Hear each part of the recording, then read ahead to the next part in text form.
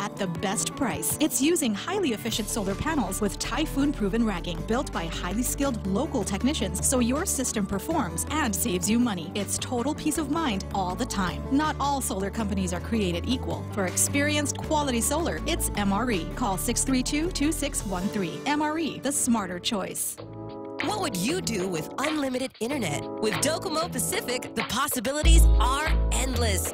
Docomo Pacific is throwing off the data caps so you can enjoy more of the things you love. Watch, stream, download, and play with no end in sight. Stop by any of our stores or check out DocomoPacific.com to learn more.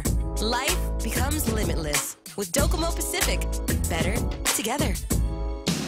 Chili's Smokehouse menu just got tastier with their new smoked honey chipotle short ribs, marinated and smoked for hours. Try the smoked honey chipotle short ribs and chicken combo, or enjoy the family combo with mouth-watering honey chipotle short ribs, Texas-sized baby back ribs, crispy chicken, and juicy barbecue chicken served with home-style French fries and corn on the cob. It's the Chili's Smokehouse menu, now with smoked honey chipotle short ribs, available for a limited time. Chili's, more life happens here.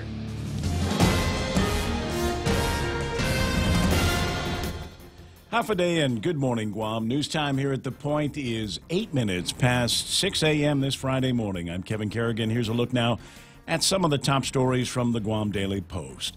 In a surprise for many yesterday, Lieutenant Governor and gubernatorial candidate Ray Tenorio broke with the Calvo administration and said he would support a repeal of the sales tax that's due to go into effect on October 1st. During a gubernatorial forum hosted by the Guam Association of Realtors, the candidates were each asked if they're willing to repeal the new sales tax law.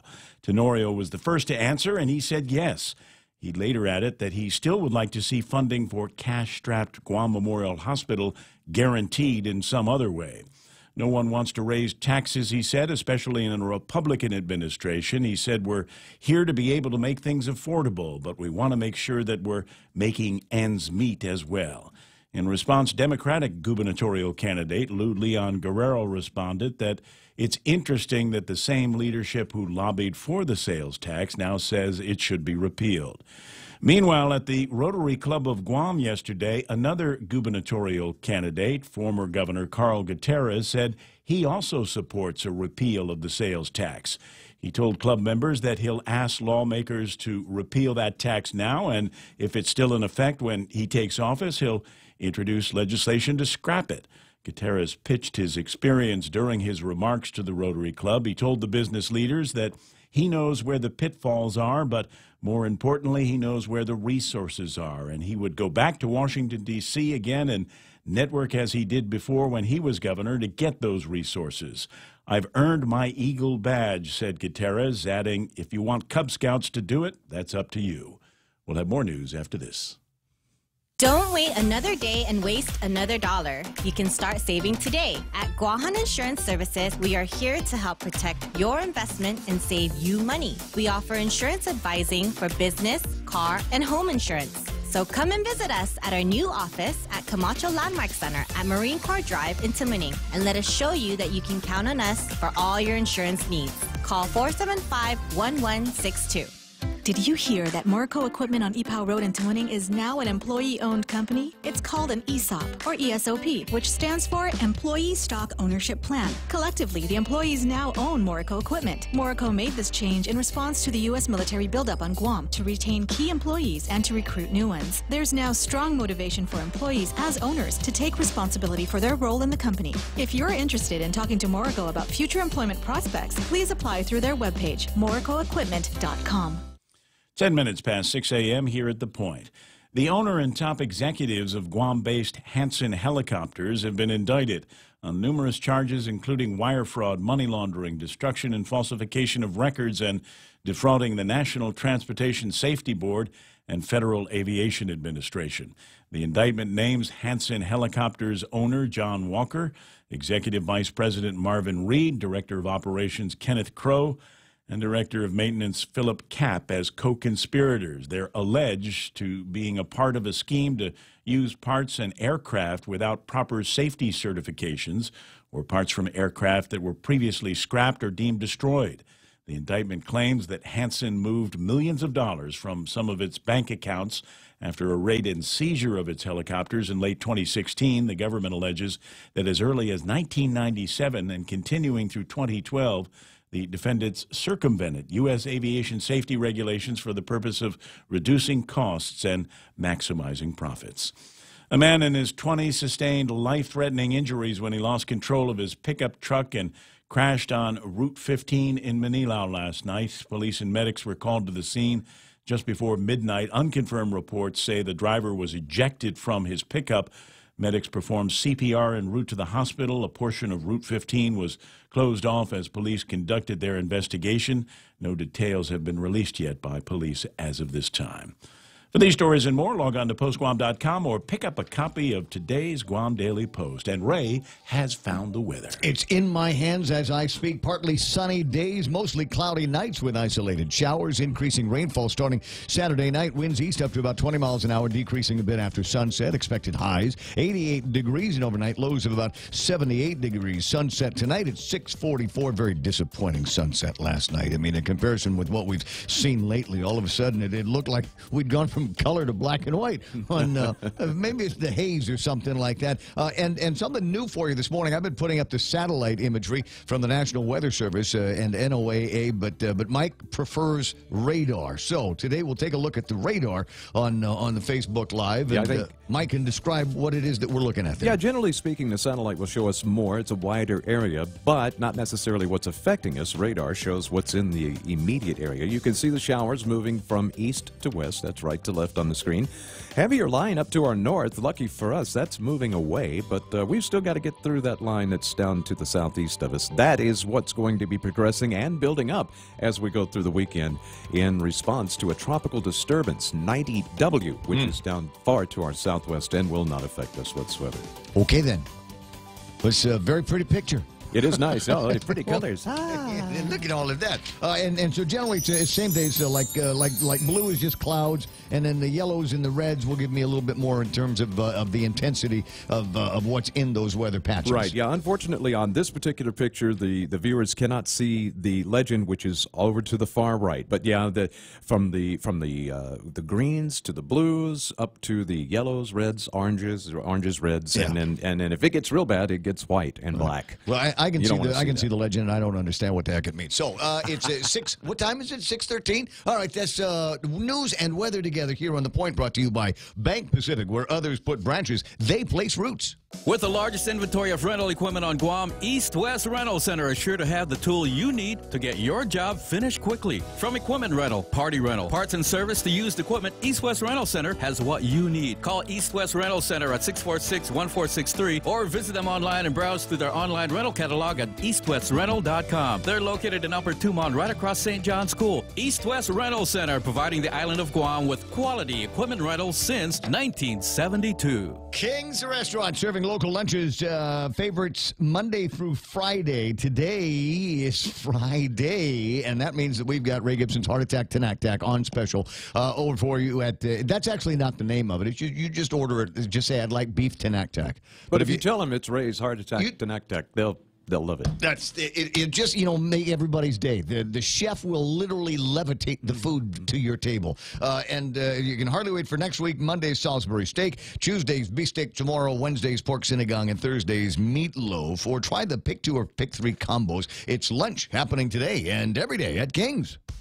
Family Finance has been serving the people of Guam since 1959, and they'll continue to be there for you in the years to come. Whether you're looking to get a personal loan for that summer vacation or paying off those long overdue bills, Family Finance has got you covered. Apply for a personal loan from $1,000 up to $3,500 by calling Family Finance in Hagåtña at 475-4545, Upper Tumon 647-5626, or in Dededo 633-4473. Family Finance has been serving the people of Guam since 1959. Portions of the program brought to you by American President Lines. APL is shipping the future. Are you a veteran or on active duty looking for a home loan and VA eligible? Then Bank Pacific stores are open to you, where we are a VA approved preferred lender. That simply means we can give you faster credit approvals and loan closing. And with today's super low rates, you just can't go wrong. Bank Pacific's My VA Loan, where we're open to closing your loan in a hurry. Bank Pacific, where others put branches, we place roots. Equal housing lender. Credit conditions apply. Viva Bank Pacific. The Ray Gibson Show. Morning talk that matters. Call now. 888-TALK. That's 888-8255.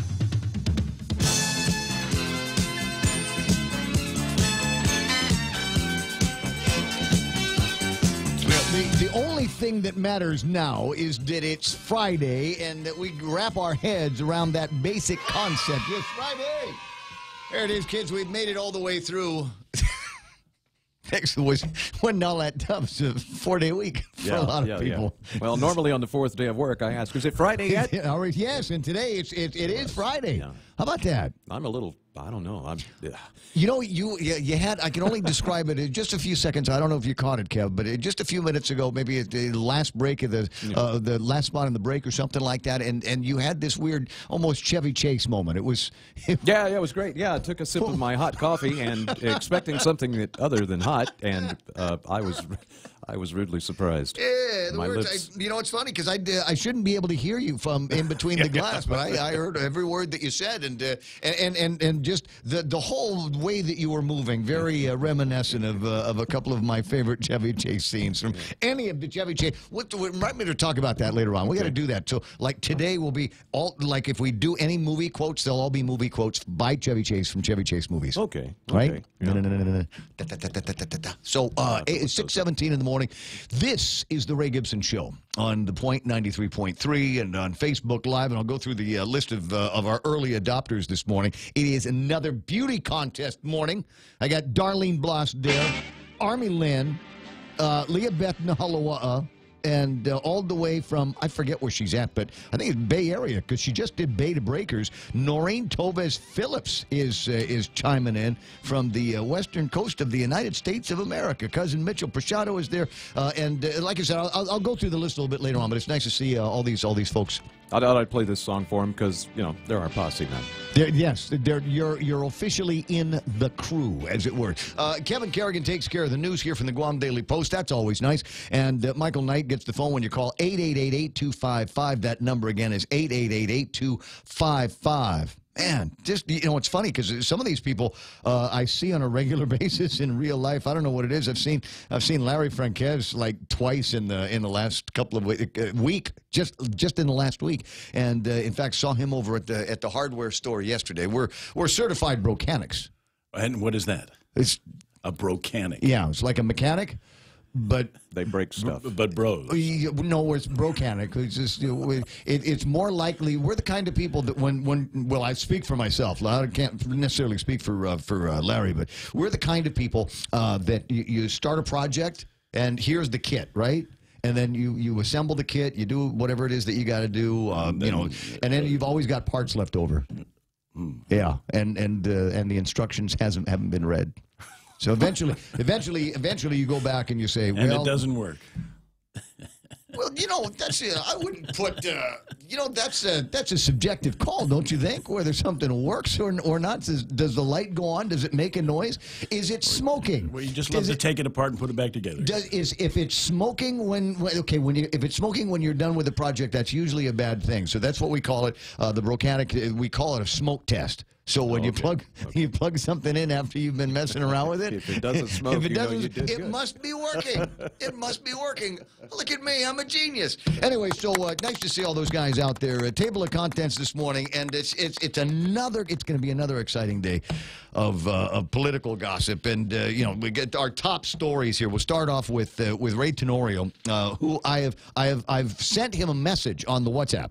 I said, we'll talk to you this morning about your comments that were, where were those comments made? What did he say?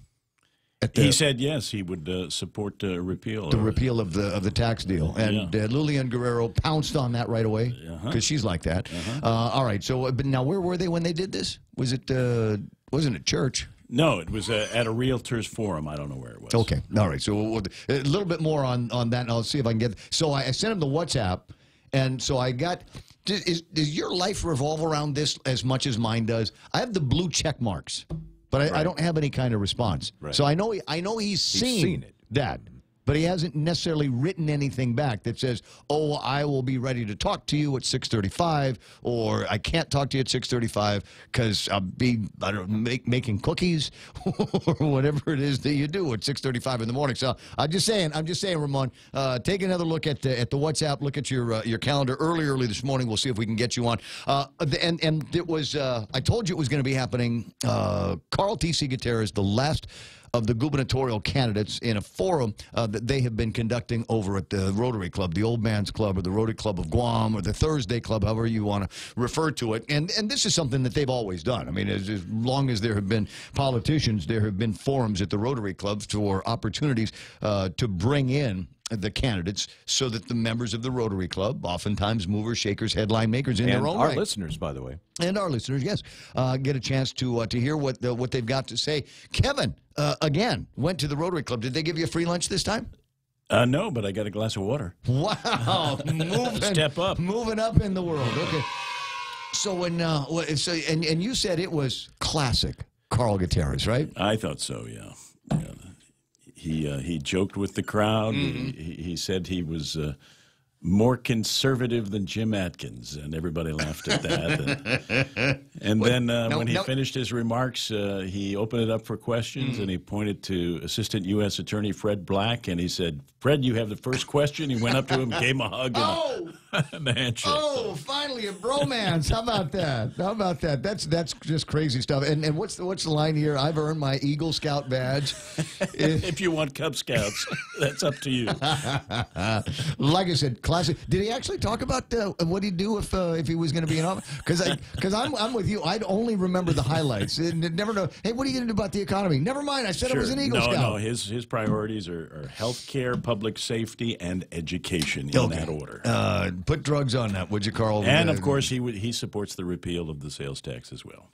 I'm trying to find somebody that doesn't. Right. Trying to find somebody that doesn't support the repeal of the sales. Probably Eddie and Lester, those guys, and maybe the new guy. From what I hear, I don't even know how the bill got passed. It's like now all of a sudden, I don't really want that. I just, really.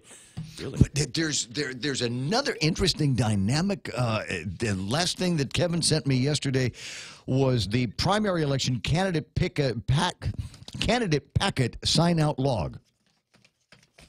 40 years in this business, man and boy, I still get rubber lips in the morning, huh? The 2018 primary election candidate packet sign-out log. And we are now up to, as of the printing of this yesterday, 89 candidates that have candidate packet signed out. Wow. That's 89.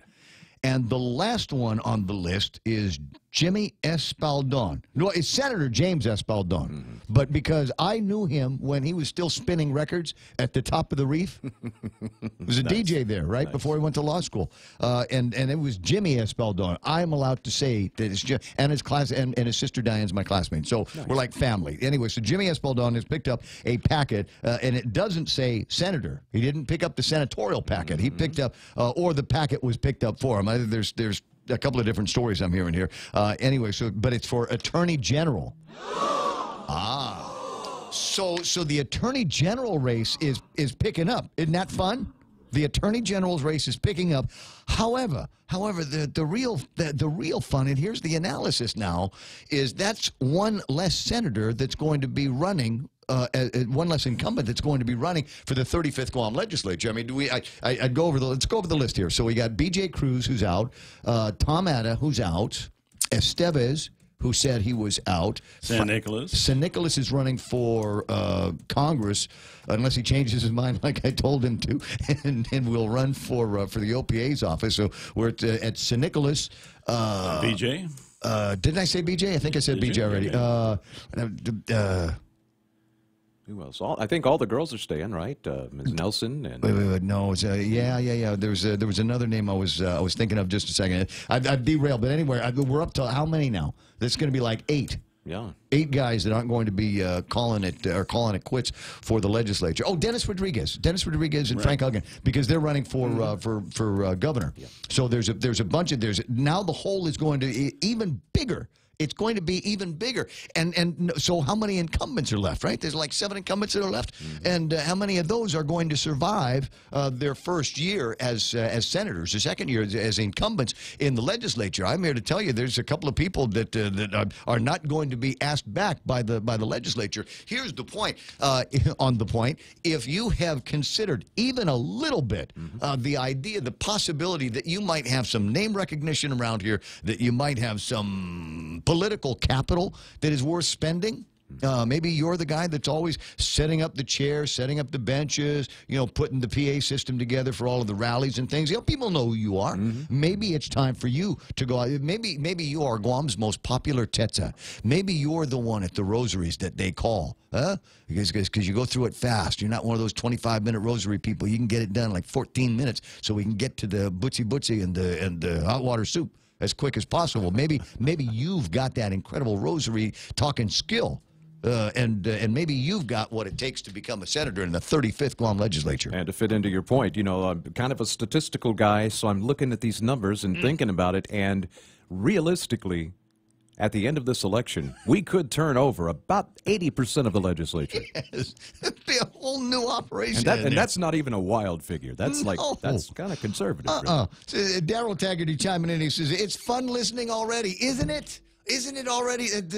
Forget about the rest of the program. It's be interviews and stuff, right? But here's the fun part for me. There's a couple of minutes as we get ramped up into the Friday that we've got in front of us, and it is going to be a crazy one. Now you better listen to the whole thing because I got folks lined up that I think are going to be interesting to listen to. So here Facebook Live chatting, grouping folks that are already in there. Good morning, Lillian Cruz. Good to see your pretty face there. Ron Canoles, nice to see your pretty face as well. Anna Kilroy. It's Friday. Have a fabulous one and keep safe. Mike McCarthy, there's Daryl Taggarty, Joe Mendiola, Huffa Jim Brooks, who is reminding me that Tommy Morrison also announced that he is stepping out. So it's time to take a look again at that list and figure out. Right? 9. Is it? 9. Good morning, Darlene. Hug to the old man for me. Romy Zambala says, Biba, Gutierrez, and Berdallo for Guam to move forward to greatness.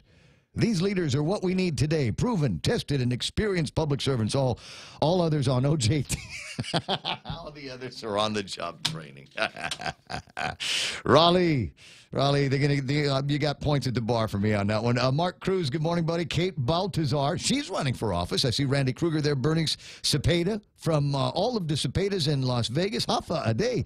Jeff Pleadwell and Roy Gamboa is down there. Bob Lazama, Sonia Silan, good to see you there. Mana's chiming in and saying somebody got new glasses. No, these are old glasses. The other ones were the new ones. I've gone back to these because the other ones are all scratched up, and so give me something to shop for this weekend. Deborah Wise and Jeff Evans and Jim Brooks and a whole bunch of other people that have decided that they're going to spend at least a little bit of their morning with us on Facebook Live. And let me say thank you very much. It is a thrill. I always freak out a little bit about the state of technology and the innovations from back in the olden days when I just talked to you on the radio and I didn't know if you were there. And but now I can see you. You can see me, and we can have conversations online, offline. Sonia says, good morning, Ray. Please save the best talk for 7:30 while I'm on the road. Well, I don't know if it will be the best job, right? That's to imply that it's not always the best. What are you trying to say? Well, it's a tiered conversation here that we have, and we take the guys as we can get them. One of the other interesting things, and it's actually kind of surprising to me how fast it seems to be moving, is they're going to build 180 megawatts worth of electrical generation not too far away from your old shop at Guam Regional Medical City. That's right. And what is it, 60 acres of property, and the transaction now has been approved to the tune of a little over $10 million. And so there's, it's one of those, what were the next steps that we need to take? And that's one of them is we've approved the loan, and now we're going to go and get the land. And it seems to me that pretty soon we're going to find out pretty quick who's going to build it and start seeing the place get cleared off for actual construction. Anyway, 6:30 in the morning. We'll get around to some of the other items on my table of contents and whatever you want to chime in with on the Facebook Live or 888-8255 or RayGibsonShow@gmail.com. Headlines from the Guam Daily Post. Here's Kevin Kerrigan. Half a day and good morning, Guam. In the headlines from the Daily Post this morning, more than 600 people have signed a Change.org petition to stop the University of Guam presidential selection process after the UOG Presidential Search Committee announced 3 finalists with no prior connection to Guam, one of whom has a controversial past that includes allegations of sexual harassment.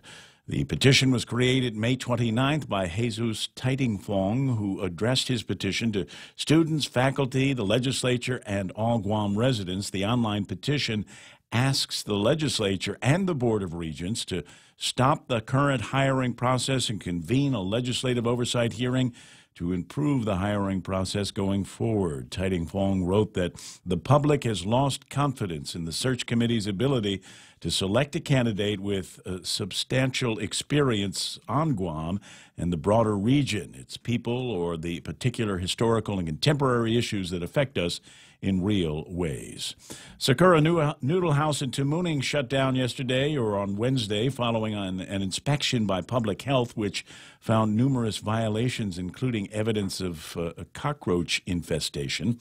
According to the inspection report, numerous live roaches were observed in the kitchen, and cockroach egg casings were found in the dining area. Raw food was found stored in an improper manner. The restaurant's sanitary permit was suspended pending a follow-up inspection and documentation from a pest control company certifying that there is no pest activity for 3 consecutive days. Guam's Medicare recipients can expect to receive new Safer Medicare cards throughout this month, according to the Centers for Medicare and Medicaid Services. The removal of Social Security numbers from the new cards will help to detect and avoid identity theft, scams, and fraud. Because the cards are free, CMS also reminds recipients to avoid scammers, because CMS will not be calling Medicare recipients to ask for personal information or Social Security numbers. The cards can be used right away once they are received in the mail. For these stories and more, log on to postguam.com or pick up a copy of today's Guam Daily Post. 6:33, that's iConnect time. iConnect wants you to connect longer for less with their incredible push-to-talk and mobile plans. Don't wait another day and waste another dollar. You can start saving today. At Guahan Insurance Services, we are here to help protect your investment and save you money. We offer insurance advising for business, car, and home insurance. So come and visit us at our new office at Camacho Landmark Center at Marine Corps Drive in Tamuning, and let us show you that you can count on us for all your insurance needs. Call 475-1162. It's 6:33 and change in the program. And looking at the traffic gizmo here this morning, I don't see anything that is slowing you down. Nothing seems to be happening up in the Dededo area, southbound into the central part of the island, Tamuning and Tumon area. Nothing happening in the downtown Hagutnya area. Don't see anything backing up north or southbound into either of the big military bases. So, what the heck? Sleep in. 6:34. That's right now. Traffic on the point. Hey, it's your stomach talking. I'm just gonna cut to the chase. Subway has all new signature wraps packed with meat and flavor. And I know flavor. Okay, maybe not as much as the mouth, that's kind of his job, but we talked, and he's a big fan of the Chipotle Southwest Steak and Cheese signature wrap. And it's super filling, so you don't have to hear from me for a few hours. Unless they play this radio spot again. Subway, make it what you want. The Coconut Wireless is back. Watch and listen live on thepoint.gu.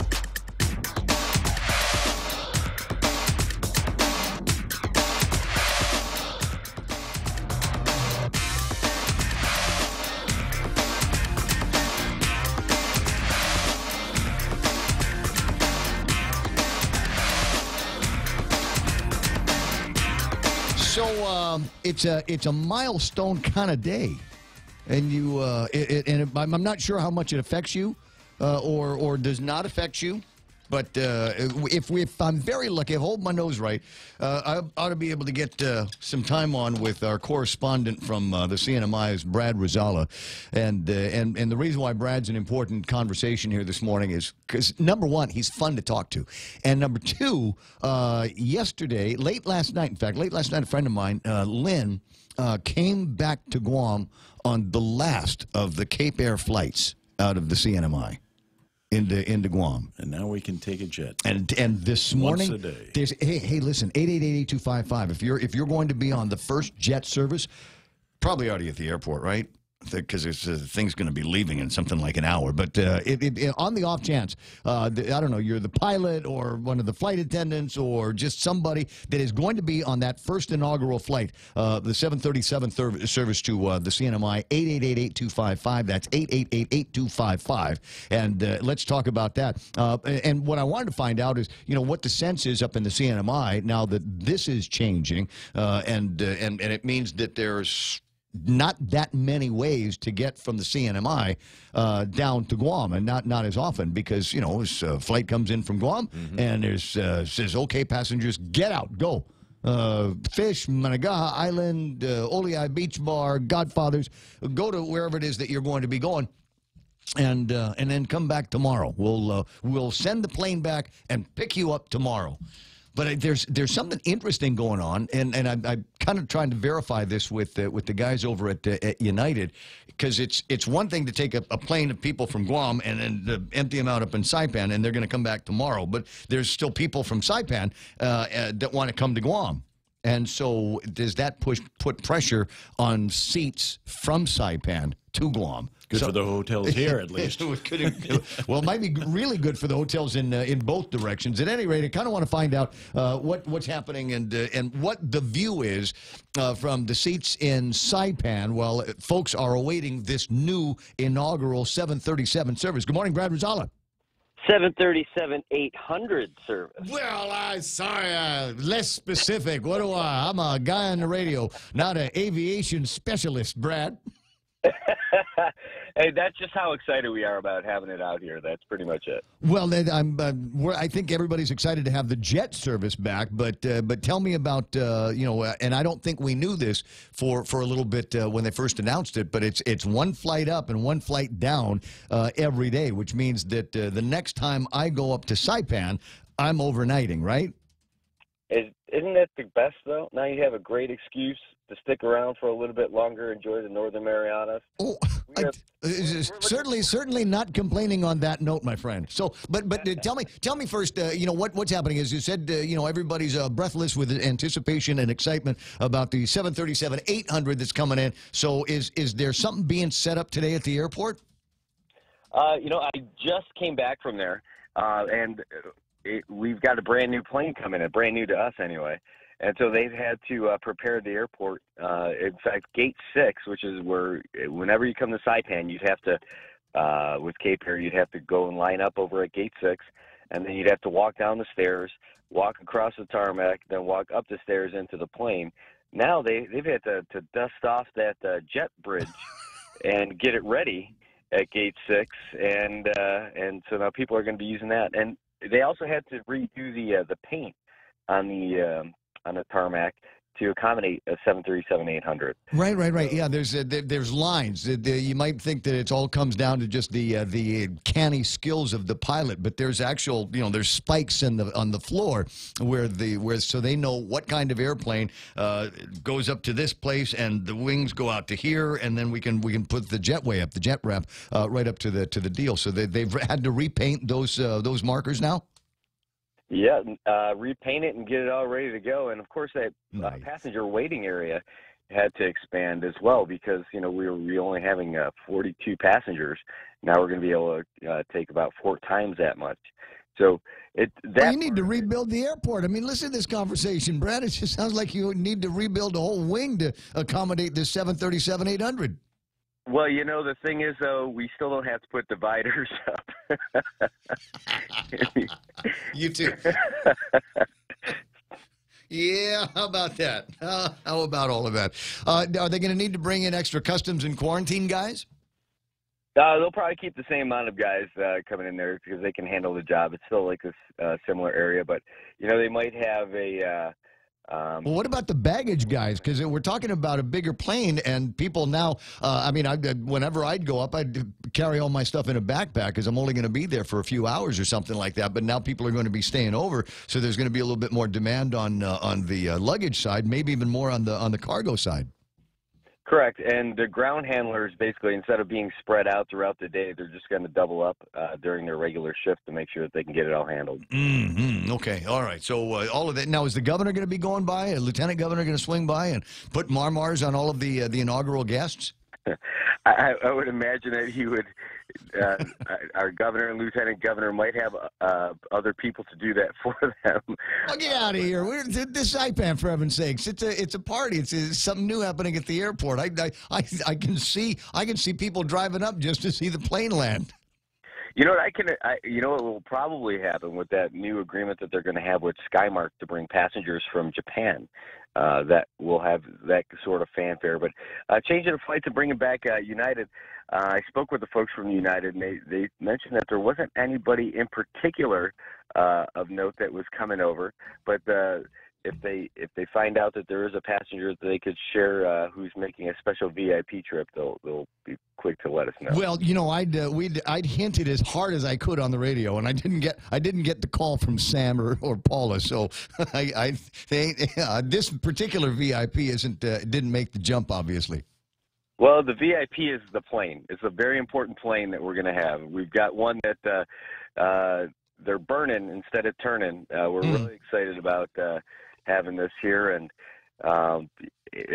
hopefully, you know, what we're really looking forward to. I mean, while the number of flights is going to change, we're going to go down to one flight a day, which is a disappointment. And although also the folks from Rota are not going to be included in this service, which is also going to be a disappointment for them. Yes. What we're hoping for is that you know, a higher level of reliability from the aircraft, and something that was built in a year that doesn't start with the number 1. We're kind of excited about that.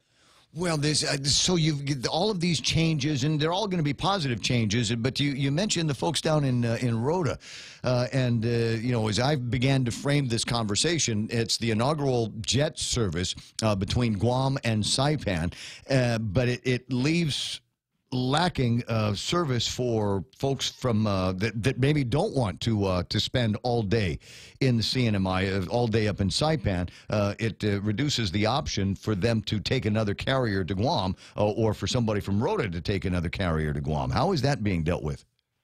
Well, fortunately, we do have a domestic carrier here, but it's much smaller, Star Marianas. Right. And they service the islands. So, but that's the only option they've got. It's either boat or Star Marianas or Arctic Circle, which is primarily cargo. Huh. But they also do have the ability to take passengers. All right, and obviously there are flights between Saipan and Manila and Japan. So I mean, if it came to bullets and I absolutely could not stay overnight, then I could probably get a jump later in the afternoon on one of those flights and do a quick turnaround out in Narita or someplace, right? How badly would you want to leave to take about all that time? Well, like I said, it's just if it comes to bullets. Well, one of the things that I'm trying to get confirmed now, because a bunch of us were talking about this on a WhatsApp yesterday, is getting up there might not be an issue. I mean, getting up there from Guam might not be an issue, but I'm told that return flight seats are booked right up through the 19th. Well, that'll definitely make it interesting. yeah. So I don't mind staying with you for a night or two, but I don't know you want me moving in. Well, don't speak too fast. You know. Well, like I said, we need some talent on the radio. Also, we need guys who can run.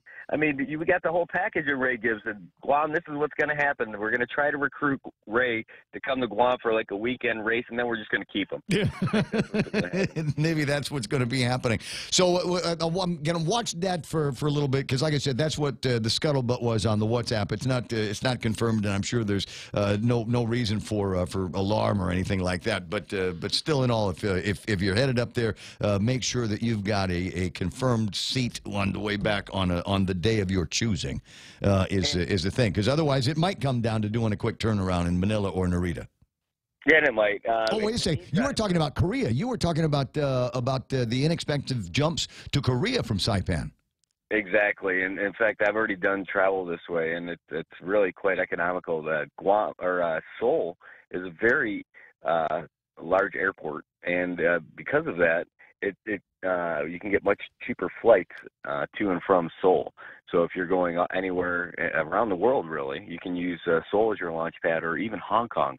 You can get great flights out of Hong Kong as well. And then we're fortunate enough that we have these low-cost carriers flying in from both of those cities, so you can use them as your launch pad to get there. And you've got them in Guam as well, but again, you're lucky because you do have one of those, one of those flagship carriers in United. Yeah. Well, I mean, we're a hub, right? So there's a lot of different ways that we can do things here. And obviously, if you're willing to sit on a plane for another 3 hours and find yourself in an even bigger airport with a lot more international services, your options just blow absolutely wide open. Anyway, one other thing before I let you go, and I meant to talk to you about this in the last couple of days.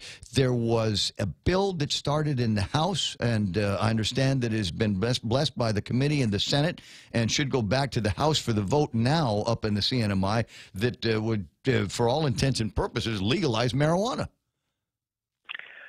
Yes.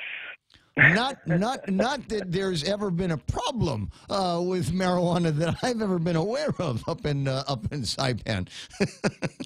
So, half of the population up there is going to say, "What, you mean it's not already legal?" Well, yes.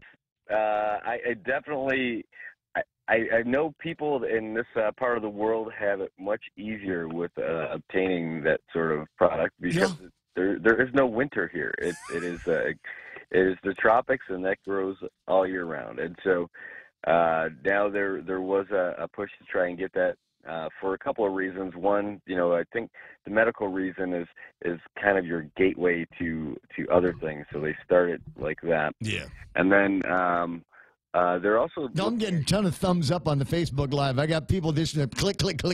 Yeah. Let's go. I see. It must be James Howard must be awake early this morning. That's nice.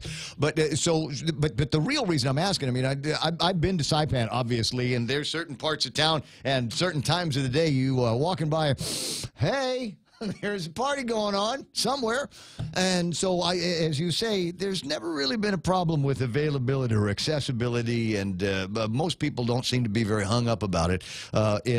Residents, it seems to me, of Saipan, but and the other islands as well. But I guess the big question is this going to be a draw, do you suppose, for the hospitality industry? Will this put people, especially younger tourists, on airplanes to get to go see you? Well, that's interesting because it's one of the arguments that people use, or one of the talking points, I should say, to try and make it more mainstream and more legal here, and that very well may be the case, but it'll remain to be seen. I don't know how you market that exactly, but it seems to work in other places around the world. I don't know. It's, there's parts of Europe and that have done, I think, a pretty good job of marketing and letting people know that we are the party capital of which one am I thinking of? Amsterdam. And I'm sure that there are people that go to Jamaica for something other than the sunsets. You want to get that Rasta vibe going and hang out. And I'm sure that it becomes something. And I haven't read the legislation. Somebody sent me a link to it, and I didn't have a chance to print it out and read it. But there are mechanisms in place that will allow for some sort of commerce and then taxation. And they're always, our legislators always looking for different ways to generate funds for the different programs that we've got out here, especially with everything with the poker stuff that was here. They were trying to bring that in to bring in more money. Not very palatable. The folks in the community didn't really like that, so this could be another way to fund like our scholarship fund. It's kind of a trade. It's kind of a trade-off. Well, that's okay. Well, and a lot of people are deciding that it is no longer as major a trade-off as it once was, and it might actually help to do some good, maybe curb some other problems that you might be having in the community. So, if for instance I get up there and I cannot get a return flight back down on the date that I'm choosing, we are going to have Brad and Ray's Smoke Joint. That's what it's what it's going to be called, and we'll have a little thing, and it'll be all tourists and Korean hot pants and all of that. Sounds like a lot of hot air.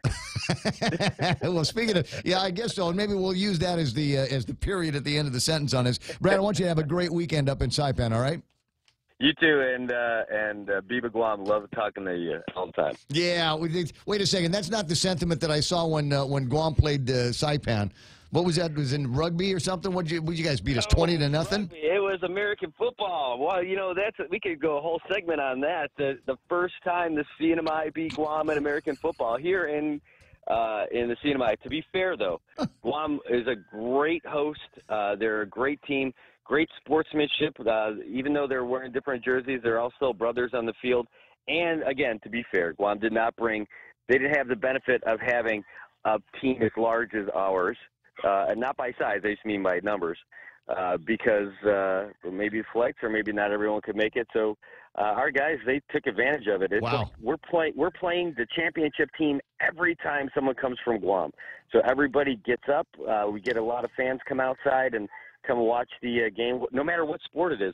If it's paddling, if it's baseball, if it's football, if it's soccer, whatever it is, we're always excited when Guam comes up here to play our teams. And again, we had such a great time hosting them also. I mean, I'm sure. Sports, great fans, and, just really great folks. So thanks so much for the folks from Guam that came up to play us. It definitely was a treat, and we were just handed him a victory. It was a massive one. We got skunked on that game. Hey, dude, I got to run. I got Paula Monk from United on the other line, so I'll talk to you later.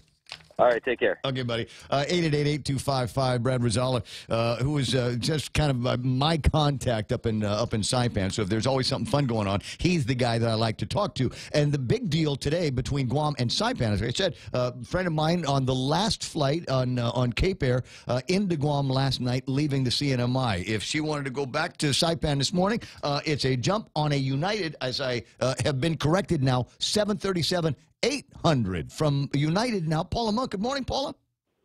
Hafaday, Ray. Good morning. And Paula's actually up in Saipan. You're going to be meeting the plane up there on the inaugural, right? Yes, we're going to be meeting our passengers off of our relaunch service between Guam and Saipan. So tell me a little bit, if you don't mind. And first of all, do we have any VIPs on the flight? Did you horse collar Eddie Calvo or Ray Tenorio or BJ Cruz to get up there on the inaugural with you? Actually, we don't have any dignitaries on the flight, but of course all of our customers are VIPs, so we're certainly excited to have everybody on board this morning. See, that's why she's the queen of marketing at United for Guam. That's why she's the team leader out there. We're all VIPs when you step on the plane. Tell me a little bit about the cabin service. There's an actual first class for the 40-minute flight between here and the airport? Yes, as you said, we are operating it with a 737-800, so it's fit with our business class. And then we also have our economy and economy class plus seats.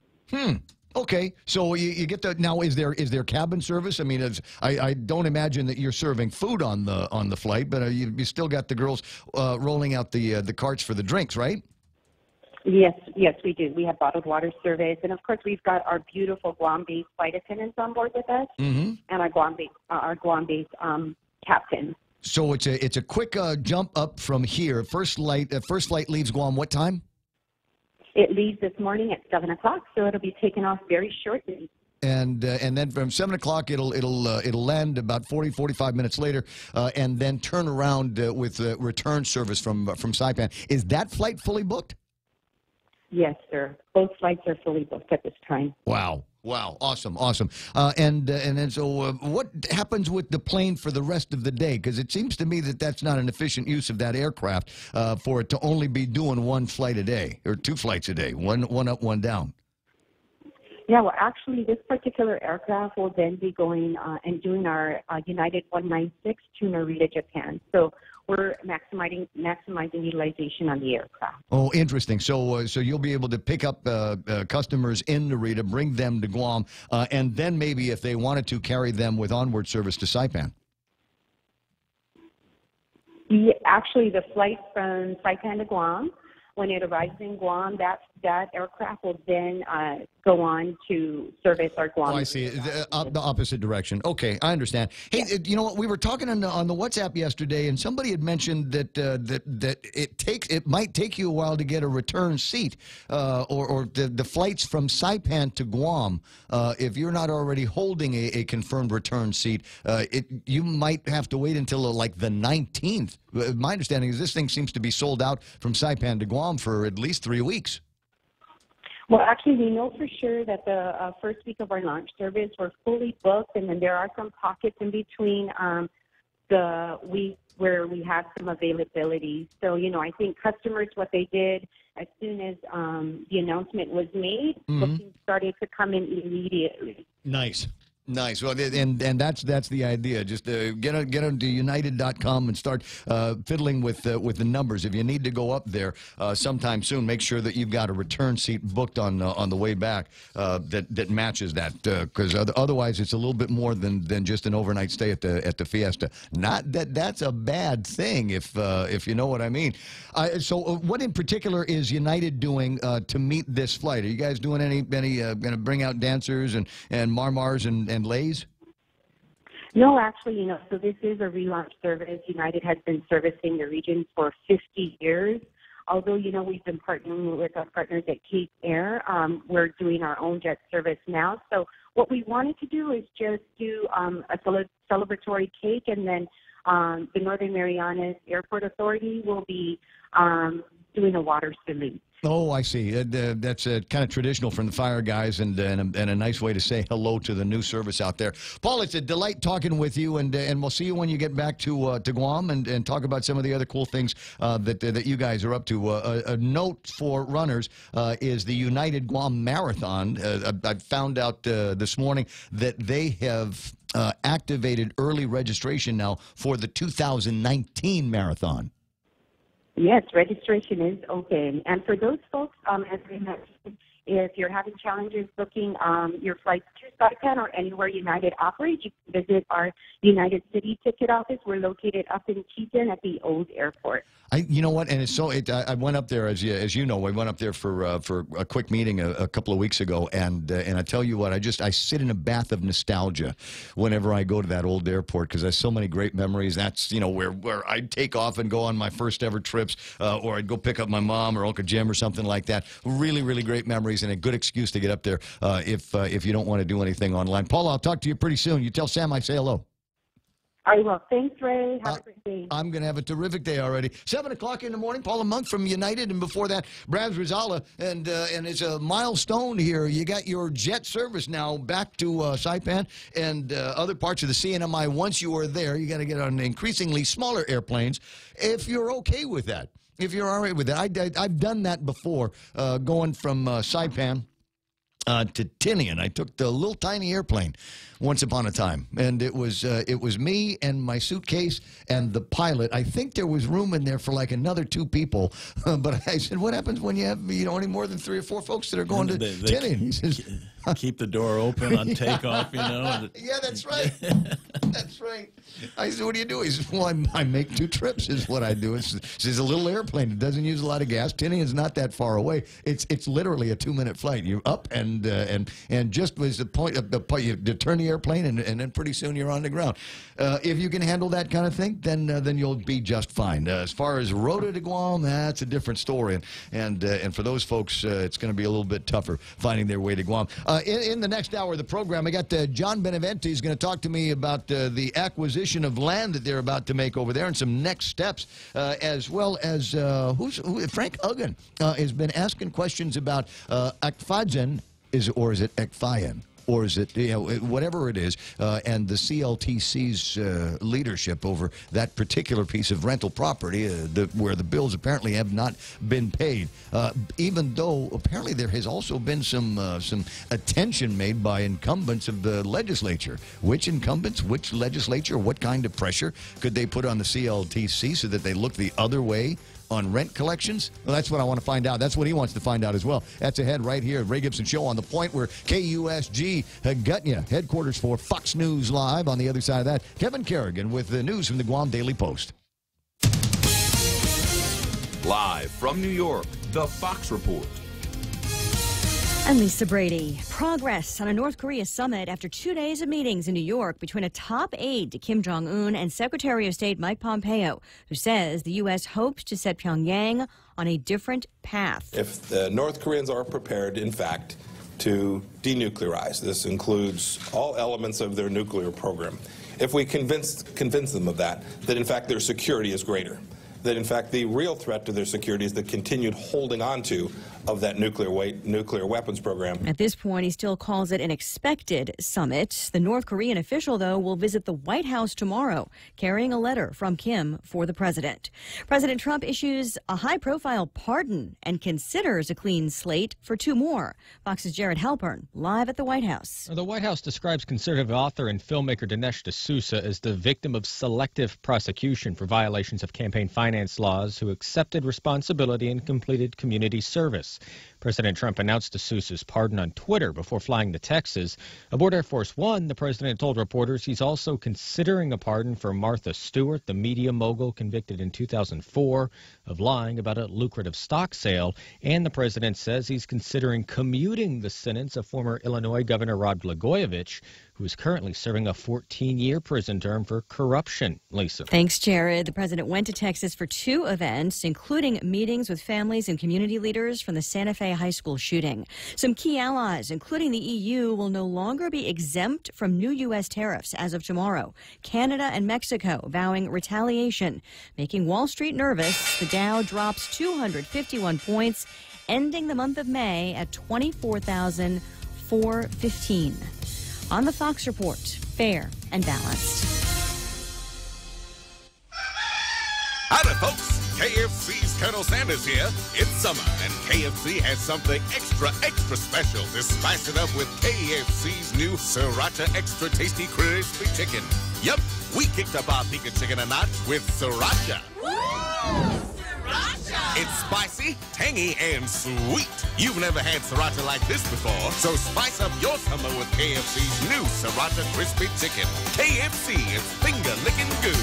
Did you hear that Morco Equipment on Ipoh Road in Tuning is now an employee-owned company? It's called an ESOP, or ESOP, which stands for Employee Stock Ownership Plan. Collectively, the employees now own Morco Equipment. Morco made this change in response to the U.S. military buildup on Guam to retain key employees and to recruit new ones. There's now strong motivation for employees as owners to take responsibility for their role in the company. If you're interested in talking to Morco about future employment prospects, please apply through their webpage, morcoequipment.com.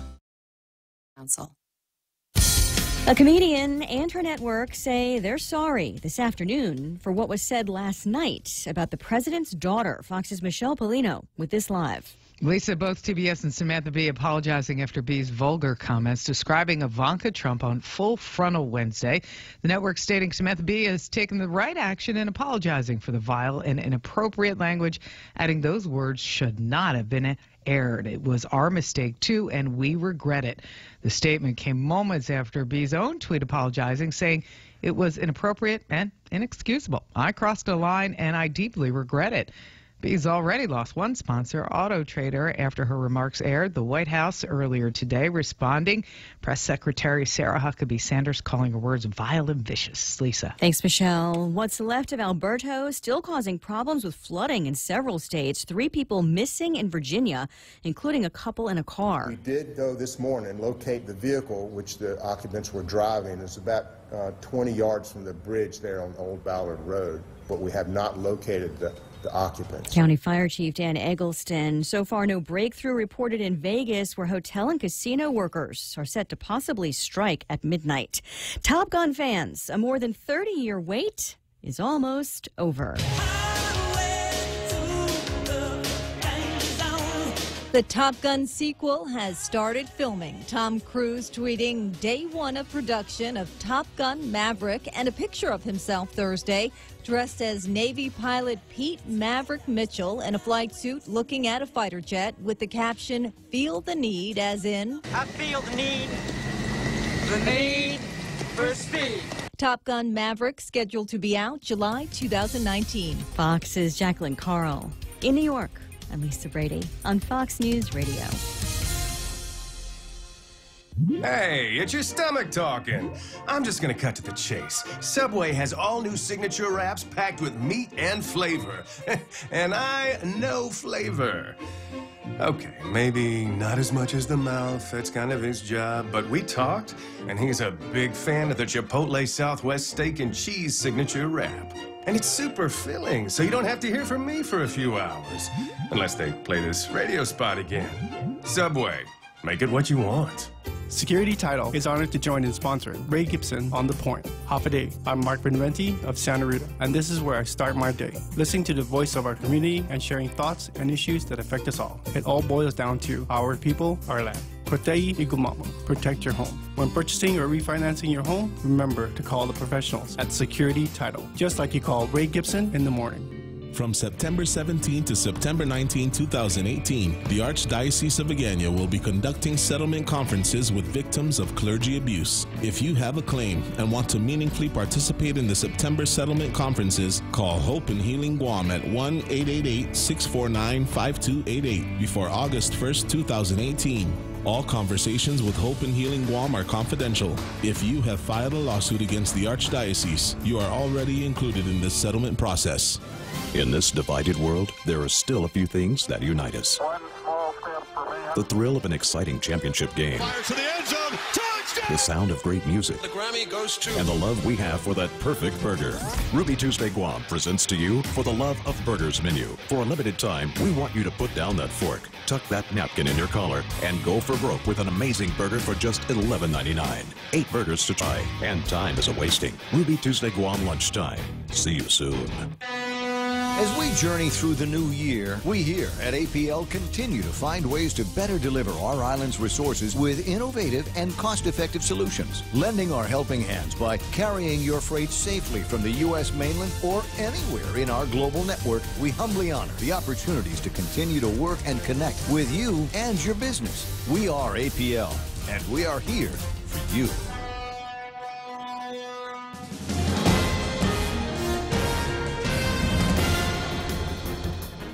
Half a day and good morning, Guam. News time here at The Point is 8 minutes past 7 a.m. this Friday morning. I'm Kevin Kerrigan. Here's a look now at some of the top stories from the Guam Daily Post. The owner and top executives of Guam-based Hanson Helicopters have been indicted on numerous charges, including wire fraud, money laundering, destruction and falsification of records, and defrauding the National Transportation Safety Board, as well as the Federal Aviation Administration. The indictment names Hanson Helicopter owner John Walker, Executive Vice President Marvin Reed, Director of Operations Kenneth Crow, and Director of Maintenance Philip Kapp as alleged co-conspirators. They're alleged to being a part of a scheme to use parts and aircraft without proper safety certification, as well as parts from aircraft that were previously scrapped or deemed destroyed. The indictment claims that Hanson moved millions of dollars from some of its bank accounts after a raid and seizure of its helicopters in late 2016. Government alleges that as early as 1997 and continuing through 2012, the defendants circumvented U.S. aviation safety regulations for the purpose of reducing costs and maximizing profits. The Public Utilities Commission last night unanimously approved the purchase of about 60 acres in Dededo for the island's newest power plant. The price tag negotiated by the Guam Power Authority, $10.7 million. The funding is coming from the insurance proceeds GPA got to cover the damage done to the Cabras 3 and 4 generators, which exploded back in August 2015. The Utility Commission expressed no concerns about the location of the new power plant, which is across the street from the Micronesia Mall and next to Guam Regional Medical City Hospital. PUC consultants' report recommended the site because of its location, which is high enough and far enough away from the coast to be at low risk for tsunamis and storm surges. We'll have more news after this. Family Finance has been serving the people of Guam since 1959, and they'll continue to be there for you in the years to come. Whether you're looking to get a personal loan for that summer vacation or paying off those long overdue bills, Family Finance has got you covered. Apply for a personal loan from $1,000 up to $3,500 by calling Family Finance in Hagåtña at 475-4545, Upper Tuon 647-5626, or in Dededo 633-4473. Family Finance has been serving the people of Guam since 1959. Don't wait another day and waste another dollar. You can start saving today. At Guahan Insurance Services, we are here to help protect your investment and save you money. We offer insurance advising for business, car, and home insurance. So come and visit us at our new office at Camacho Landmark Center at Marine Corps Drive in Tamuning, and let us show you that you can count on us for all your insurance needs. Call 475-1162. News time here at The Point is 11 minutes past 7 a.m. More than 600 people have signed a Change.org petition to stop the University of Guam presidential selection process after the UOG Presidential Search Committee announced 3 finalists with no prior connection to Guam, one of whom has a controversial past that includes allegations of sexual harassment.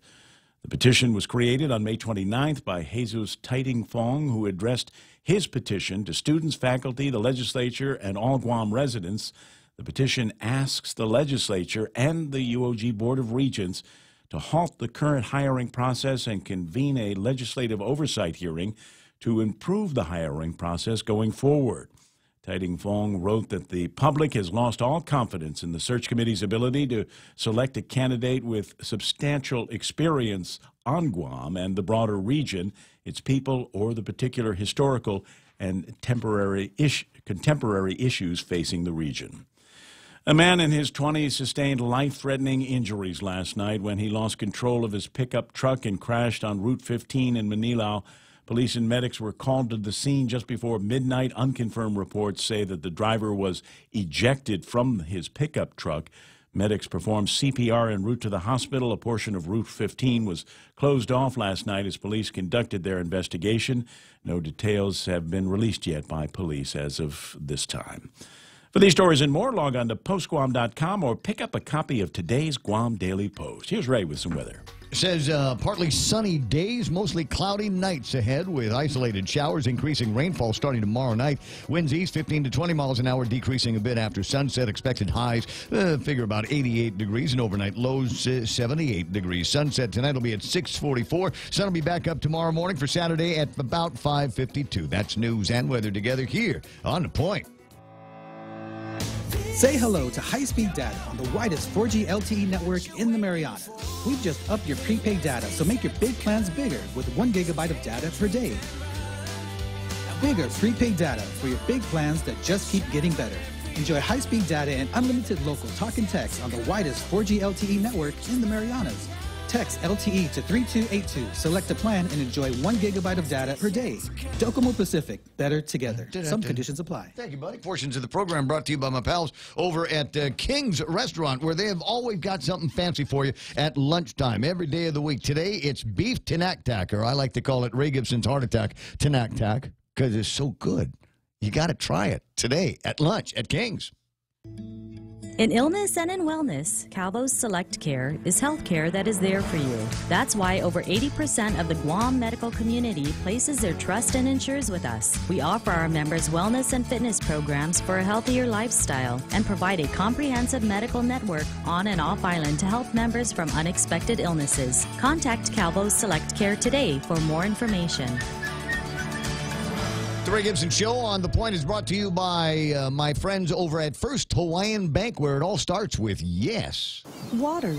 It covers nearly 3/4 of our Earth, from vast oceans to millions of rivers and streams. We're all concerned with protecting our world's water, but none is more important than the water you and your family drink and use throughout your home.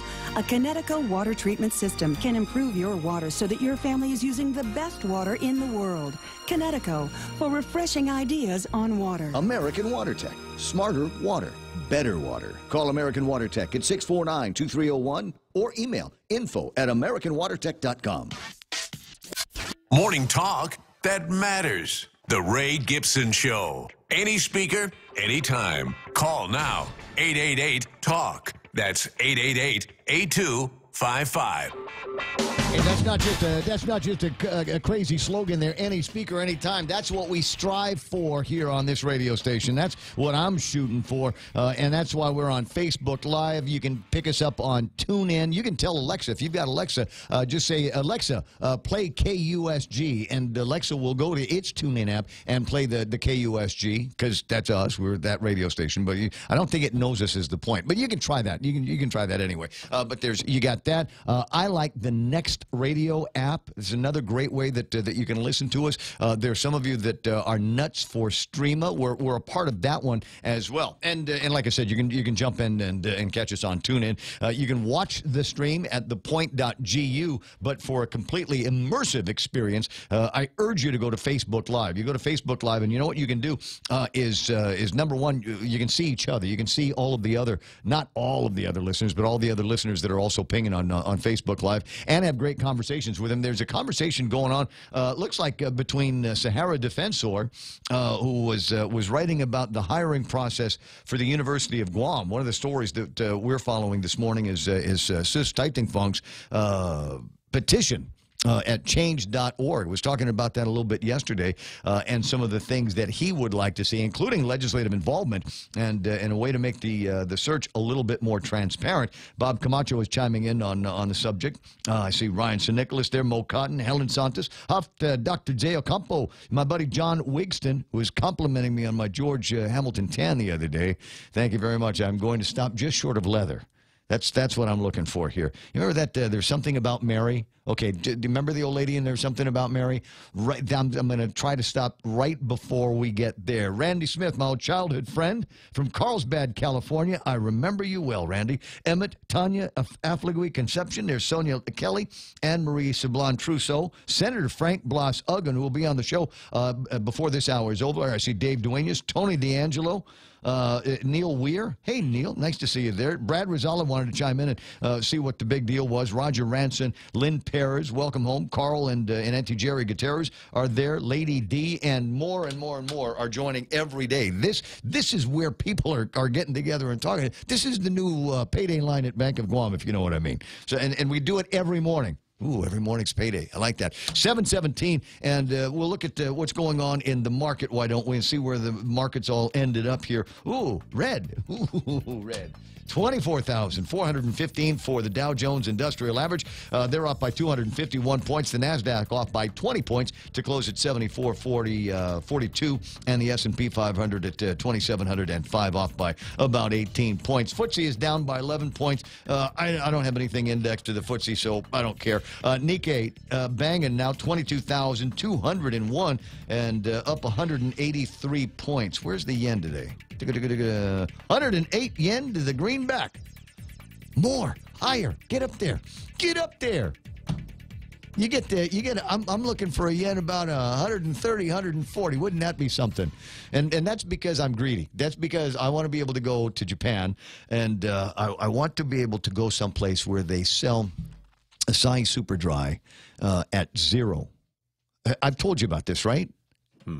There's in Japan, I really want them to do it here, but I'm sure there's technology that would get in the way. But there are places in Japan where you can buy Asahi Super Dry on draft, right? Which is already, in my mind, a premium beer drinking product. That's a good scenario right there. Right. But what they do is it's sold at just above zero. Oh wow! Yeah, so it's almost slushy. It's cold.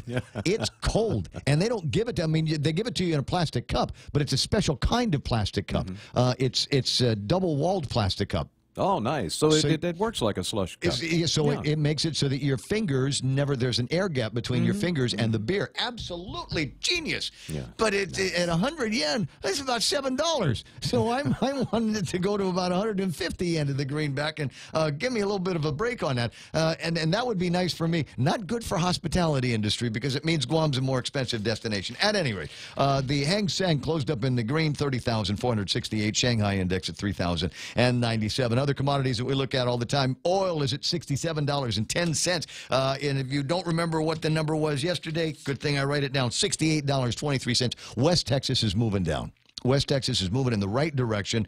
And remind me, that's one of the first questions I got to ask JB when I get him on the radio, is as West Texas goes down below $70 a barrel, does it alleviate the pressure on the Power Authority to go ahead with that midsummer price hike they were talking about? I got my fingers crossed that the answer is going to be yes. Tapas crude trading at 77 and a nickel. That is actually up by about, I don't know, 15 cents or something like that. They were at $76.84 yesterday. I told you it was probably going to ride up for a little bit before it goes back down. So keep an eye on that. So that's what's happening kind of in the markets. And a story, you know, I gave a lot of love to United in the last hour, and I got to be fair.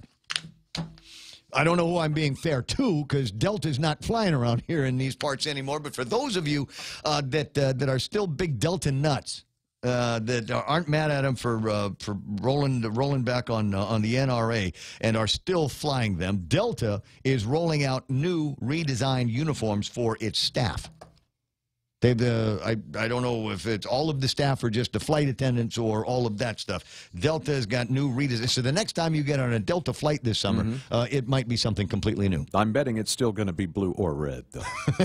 You know, it's airline colors. 7:20 in the morning, so that's what's happening in the market. And also always fun to find out what's going on in the mind of Jerry Roberts from Guam Training. Let's find out with today's Extra Point. I hear it all the time. My boss is this, or my boss is that. People complaining about their managers. I'm Jerry Roberts, and today, let's find out why this is, right now, on the Extra Point. If I said the word boss, what would the #1 response be? I'm guessing bad would be the winner. We all have bad boss stories, and I've told a couple right here on the Ray Gibson Show. But do we exaggerate the situation? Are the majority of managers actually what we say they are? The globally renowned Gallup organization apparently thinks so. 3 years ago, they published a survey that said 90% of managers aren't fit for the job. Further, Gallup pinned the outrageously low employee engagement rate, about 30% engaged, on those managers. Well, that's pretty heavy stuff. So let's dig in and see what we find. Gallup has been doing management and engagement surveys for a long time, and I've been following them for years. The numbers change a few points here and there, but for the most part, they are disappointingly consistent. For every 10 workers you have, Gallup would say 7 aren't really excited to be there and aren't producing at a high level. A good manager motivates employees, stresses fairness and accountability, respects everyone, helps workers to develop their skills, builds trust, and is approachable. Does that sound reasonable to you? Questions. If you're a frontline worker, do you have a boss who reflects most or all of that? If you're a manager, and I'm referring to all levels of management, do you bring those qualities to the job every day? Again, you motivate your team, stress fairness and accountability, show respect to everyone, help workers develop their skills and prepare for advancement, build trust, and you're approachable. Yes to all, or are you short in any of those? When your workers are looking at you, what are they seeing? One more question. If you're a manager, how did you qualify for your position? Gallup asked that in their survey, and most respondents answered that they got hired because of success in a previous non-managerial job or length of service with the employer. They got the manager's job because they produced more widgets than the other widget makers, or they'd been around a long time. In Guam, almost all managers got their job that way. In addition, relatively few have ever had any formal supervisory training. And when you don't have that training, what do? You make it up as you go and do the best you can. As it goes, this usually isn't good for the managers and not good for frontline workers either. Seeds of discontent get planted and they grow. You want the cure? Employers need to develop a highly aggressive training program for their managers at all levels. It should be continuous and it must be measured. It's not rocket science. You can do it. The alternative is that 30% engagement rate, or worse, that will never get much better. If you want to make it better, then change your approach. That's the Extra Point. Get out there and make something good happen today. For 93.3 I'm Jerry Roberts. Yeah, I know exactly what he's talking about in there, and there's a lot of guys in supervisory or management positions that are there because they were the last man standing, including the voice that you hear now. I think about guys that I started in this business with all those years ago, and Jerry Roberts among the people that I consider a mentor to me. And I think about some of these guys, and none of them are on the radio anymore, and none of them are doing except Jerry does the thing. So I'm just saying, I kind of the last man standing. A lot of shoes that I had to fill around here, but it was always nice because I always had guys in front of me like Jerry that helped me through that process. So that was neat. But it's also one of the reasons why whenever I hear about a labor, especially a free class that they're doing over at the Department of Labor, supervisory and EEOC and things like that, I always try to talk about that on the radio because I recognize that there are a lot of people that are, as he says, in supervisory or management positions only because they were the last guy in the shop, and somebody besides the boss has to do it. So okay, you're the leader now. Oh, wonderful. Yeah. Do I get paid any extra for this? No, but you're the leader. You should be happy now you're a supervisor. Oh, I know. We'll put you on salary so you can work 80 hours a week, and I don't have to pay you anymore. 7:25. It's happened. Just believe it, man. Believe it. That's the extra point, and a look at the market and all kinds of other fun stuff. Headlines with Kevin Kerrigan coming up after these. Security Title is honored to join in sponsoring Ray Gibson on The Point. Half a day. I'm Mark Benventi of Santa Rita, and this is where I start my day, listening to the voice of our community and sharing thoughts and issues that affect us all. It all boils down to our people, our land. Protei Igumama. Protect your home. When purchasing or refinancing your home, remember to call the professionals at Security Title, just like you call Ray Gibson in the morning. I call those guys all the time. I say, hey, Ron needs to teach me how to drink wine. Let's go and do that one of these nights. It's 7:26 in the morning, and we do Right Now traffic every once in a while. And this is one of those days where you go, is it Saturday? Where is everybody? There's nobody out in traffic right now. Let's see a couple of spots where it might be slowing down. Getting into Adelup, coming in from the Snake Hill Road area, and let me see, Maina, and do I have anything happening in front of us here? Northbound, southbound is building up a little bit on Marine Corps Drive. Southbound traffic up in Dedido, but I'm not seeing anything that is going to be doing any serious snagging for you. So I'll keep it short. That's Right Now traffic here on The Point.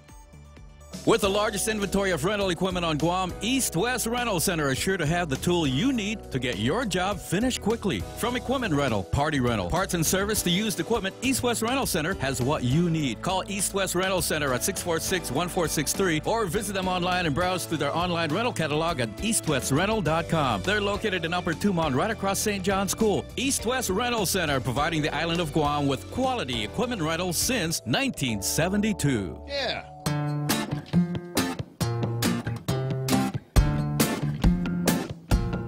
89 people have gone to the Guam Election Commission and either picked up a packet for themselves or picked up a packet for somebody else. There's only about a dozen or so Guam Election Commission candidate packets that have been filed, that have complete with the petitions and the financial paperwork and all of that. Frank Uggan, Alicia Limtiaco, Carl Gutierrez, and Fred Berdallo have dropped off theirs to great fanfare. Benny Servino, Jose Terlahi, Ned Pablo, Mondo Dominguez, Tina Rose Munoz-Barnes, Franklin Meno, Joe S. St. Augustine, Jack Haddock, Lulian Guerrero, and Josh Tenorio, again, to a big fanfare, have put those together. And Madeline Berdallo, as she has done for the last 16 years, last bunch of elections, has walked over from her office to the GCIC building and turned in her paperwork. Did that yesterday. So she, as she says, is on her way, and there's no turning back now. You've got time. You got time. I think it's, what, the 29th of this month before you've got to get your packets into the Guam Election Commission? And we'll see those numbers. We'll see those numbers dwindle. 26. 26, okay. So you've got until then. It's June. It's already June already. Today is June. And so you've got to get the petitions in there, get them signed. It used to be, when I was a little boy, Shelley and I would hang out by the Agana post office, and we could get signatures for Uncle Jim pretty much by the end of the day. Because everybody goes there. Kind of not so much anymore, but you can find the crowd and get signatures wherever you need to. And if I can find out anything about some fundraisers that are going on in the next couple of nights, I'll pass that along, because those are good places to get signatures. The question now is, of those people that have picked up their packets, how many of them are going to be able to fill the now 8 seats that are being vacated by the current incumbents over at the 34th Guam legislature? 9. Sorry. No, 8. It is 8. It is 8. Okay. You're right. All right. It's not 9. The Tom Atta, B.J. Cruz, Mr. Estevez, Frank Uggan, Dennis Rodriguez, Tommy Morrison, Mike St. Nicholas, and it now appears that Jimmy Espaldon is going to be running for Attorney General. He's got the legal stripes. So there you go. There's 8 now out of the legislature, leaving 7.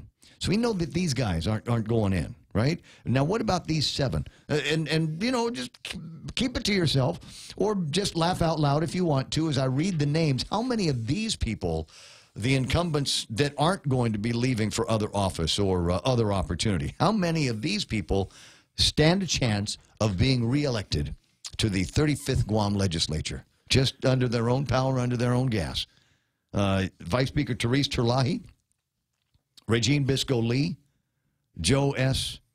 St. Augustine, Telena Nelson, Mary Torres, Luis Muña, and Will Castro.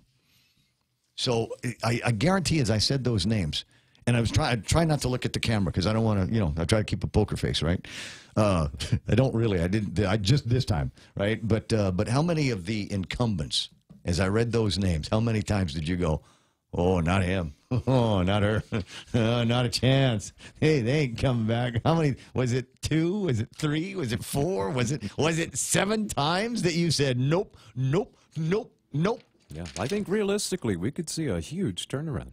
Well, I mean, we already know that there's going to be better than 50% of the legislature isn't going to be there. So I mean, that in and of itself is significant. But you start looking at the incumbents that are running, and what are the chances that all 7 of them are going to survive this trip with the voters in the face of all kinds of other people that have picked up their packets. Now I haven't, because it will take a lot of time. I haven't gone through the list of all of the senatorial packet picker-uppers that are out there just yet. I haven't done that. I might do it when things get lonely and boring, but and sure enough, there's another list in front of me, and I could easily go through this and ask of the names. And remember, there's people that used to be senators that want back in, right? Told you about that, Frank Blas and Tina Rose Muñoz Barnes, and somebody told me that Rory's got some, even though I thought I heard him say he didn't, but the name's on the list, right? So maybe. Hey, listen, it's 7:32 in the morning. You're listening to The Point. My name is Ray Gibson, and it's time for headlines from the Guam Daily Post. Here's Kevin Kerrigan. Half a day and good morning, Guam. And the headlines from the Daily Post this morning. And a surprise for many, Lieutenant Governor and gubernatorial candidate Ray Tenorio yesterday breaking with the Calvo administration, and he said he would support a repeal of the sales tax that's due to take effect on October 1st during a gubernatorial forum hosted by the Guam Association of Realtors. The candidates were asked if they're willing to repeal the new tax law. Tenorio was the first to answer, and he said yes. He later added that he still would like to see funding for cash-strapped Guam Memorial Hospital guaranteed in some other way. No one wants to raise taxes, especially in a Republican administration, said Tenorio. But we're here to be able to make things affordable, and we want to make sure that we're making ends meet as well. In response, Democratic gubernatorial candidate Lou Leon Guerrero said it's interesting that the same leadership who lobbied for the sales tax now says it should be repealed. Meanwhile, at the Rotary Club of Guam yesterday, another gubernatorial candidate, former Governor Carl Gutierrez, said he also supports a repeal of the sales tax. He told club members that he'll ask lawmakers to repeal that tax now, and if it's still in effect when he takes office, if he wins re-election, he'll introduce legislation to scrap it. Gutierrez pitched his experience during his remarks. He told the business leaders that he knows where the pitfalls are, but more importantly, he said he knows where the resources are. I've earned my Eagle badge, said Gutierrez, adding, if you want Cub Scouts to do it, that's up to you. Public Utilities Commission last night unanimously approving the purchase of about 60 acres in Dededo for the island's newest power plant. The price tag, negotiated by the Guam Power Authority, $10.7 million. The funding is coming from the insurance proceeds GPA received to cover the damage done to the Cabras 3 and 4 generators, which exploded back in August 2015. For these stories and more, log on to postguam.com or pick up a copy of today's Guam Daily Post. Good plan, 7:34. That's iConnect time. Connect longer for less with iConnect's push-to-talk and mobile plans. At Micronesia Renewable Energy, values matter. So all of their solar energy systems come with guarantees and the most value. No shortcuts, all quality. It's giving you that solar energy system at the best price. It's using highly efficient solar panels with typhoon-proven racking, built by highly skilled local technicians, so your system performs and saves you money. It's total peace of mind all the time. Not all solar companies are created equal. For experienced quality solar, it's MRE. Call 632-2613. MRE, the smarter choice. APL, American President Line, sponsors the Ray Gibson Show. APL, shipping the future. Are you waiting too long for a home loan decision? Are you looking for a bank that understands your needs and can close your loan quickly at today's super low rates? Then come no further than Bank Pacific. Our home loan specialists are friends and neighbors from your community, and our decisions are made right here in Hagåtña. Bank Pacific, where we're open to closing your loan in a hurry. Bank Pacific, where others put branches, we place roots. Equal housing lender, credit conditions apply. Viva Bank Pacific. Dude, there's nothing happening on the roads. I keep looking at the traffic gizmo, and there's nothing. A few cars lined up trying to get out of Route 3 and onto Marine Corps Drive. They'll be joining some traffic that is already on Marine Drive, and oddly, a few more cars moving northbound than there are southbound on Marine Corps Drive. A little bit heavy coming up JFK Hill towards Kmart, and probably has to do with people slowing down for the pedestrian traffic out there. And in Tamuning, the same road that takes you from the ITC building all the way up the street, right up around 3 squares. Looks like things might be slowing down as traffic is trying to turn into the old, what's the name of that road? The road with Payless on it. You know what I mean? 30 Alpha. Take you all the way over to the Sheraton if you stay on it long enough. 7:36, that's right now traffic happening on the point. In illness and in wellness, Calvo's Select Care is health care that is there for you. That's why over 80% of the Guam medical community places their trust and insures with us. We offer our members wellness and fitness programs for a healthier lifestyle and provide a comprehensive medical network on and off island to help members from unexpected illnesses. Contact Calvo's Select Care today for more information.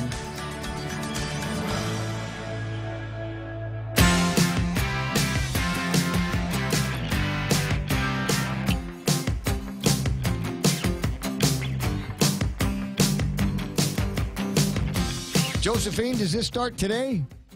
I got a note from Major Joe Blas. Yeah, I guess it does. It says right there in the beginning of the public service announcement, it says, beginning today, the Guam National Guard will observe the traditions of paying honors and respects to the flag on its installation in Barrigada during the playing of Reveille, followed by To the Colors at 8 a.m., and again during the playing of Retreat and To the Colors at 5 p.m. Time-honored traditions are done on active duty bases on Guam and throughout the nation and will be carried out on our facility as well, says my classmate, Major General Rod D. R. Leon Guerrero. When Reveille and Retreat are sounded, followed by To the Colors, all personnel will render the proper customs and courtesies.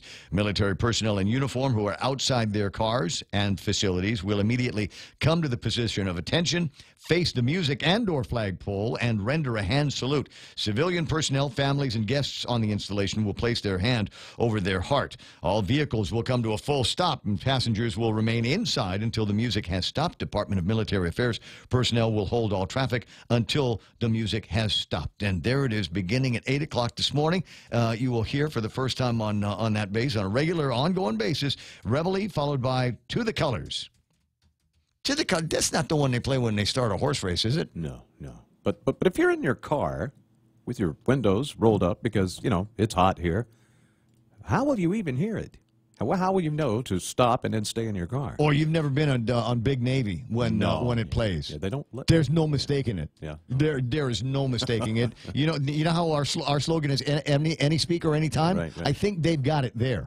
I think what happens. I think on the bass is it gets into the radio. Right, and it makes all the radio stations go quiet for like a minute. If you got a Bluetooth thing going, it'll stop the Bluetoothy thing and play the Reveille into the colors. So yeah, that's what's going on there. I gotta find it. Where's this might take me a second. In the meantime, 888-8255 is the phone number.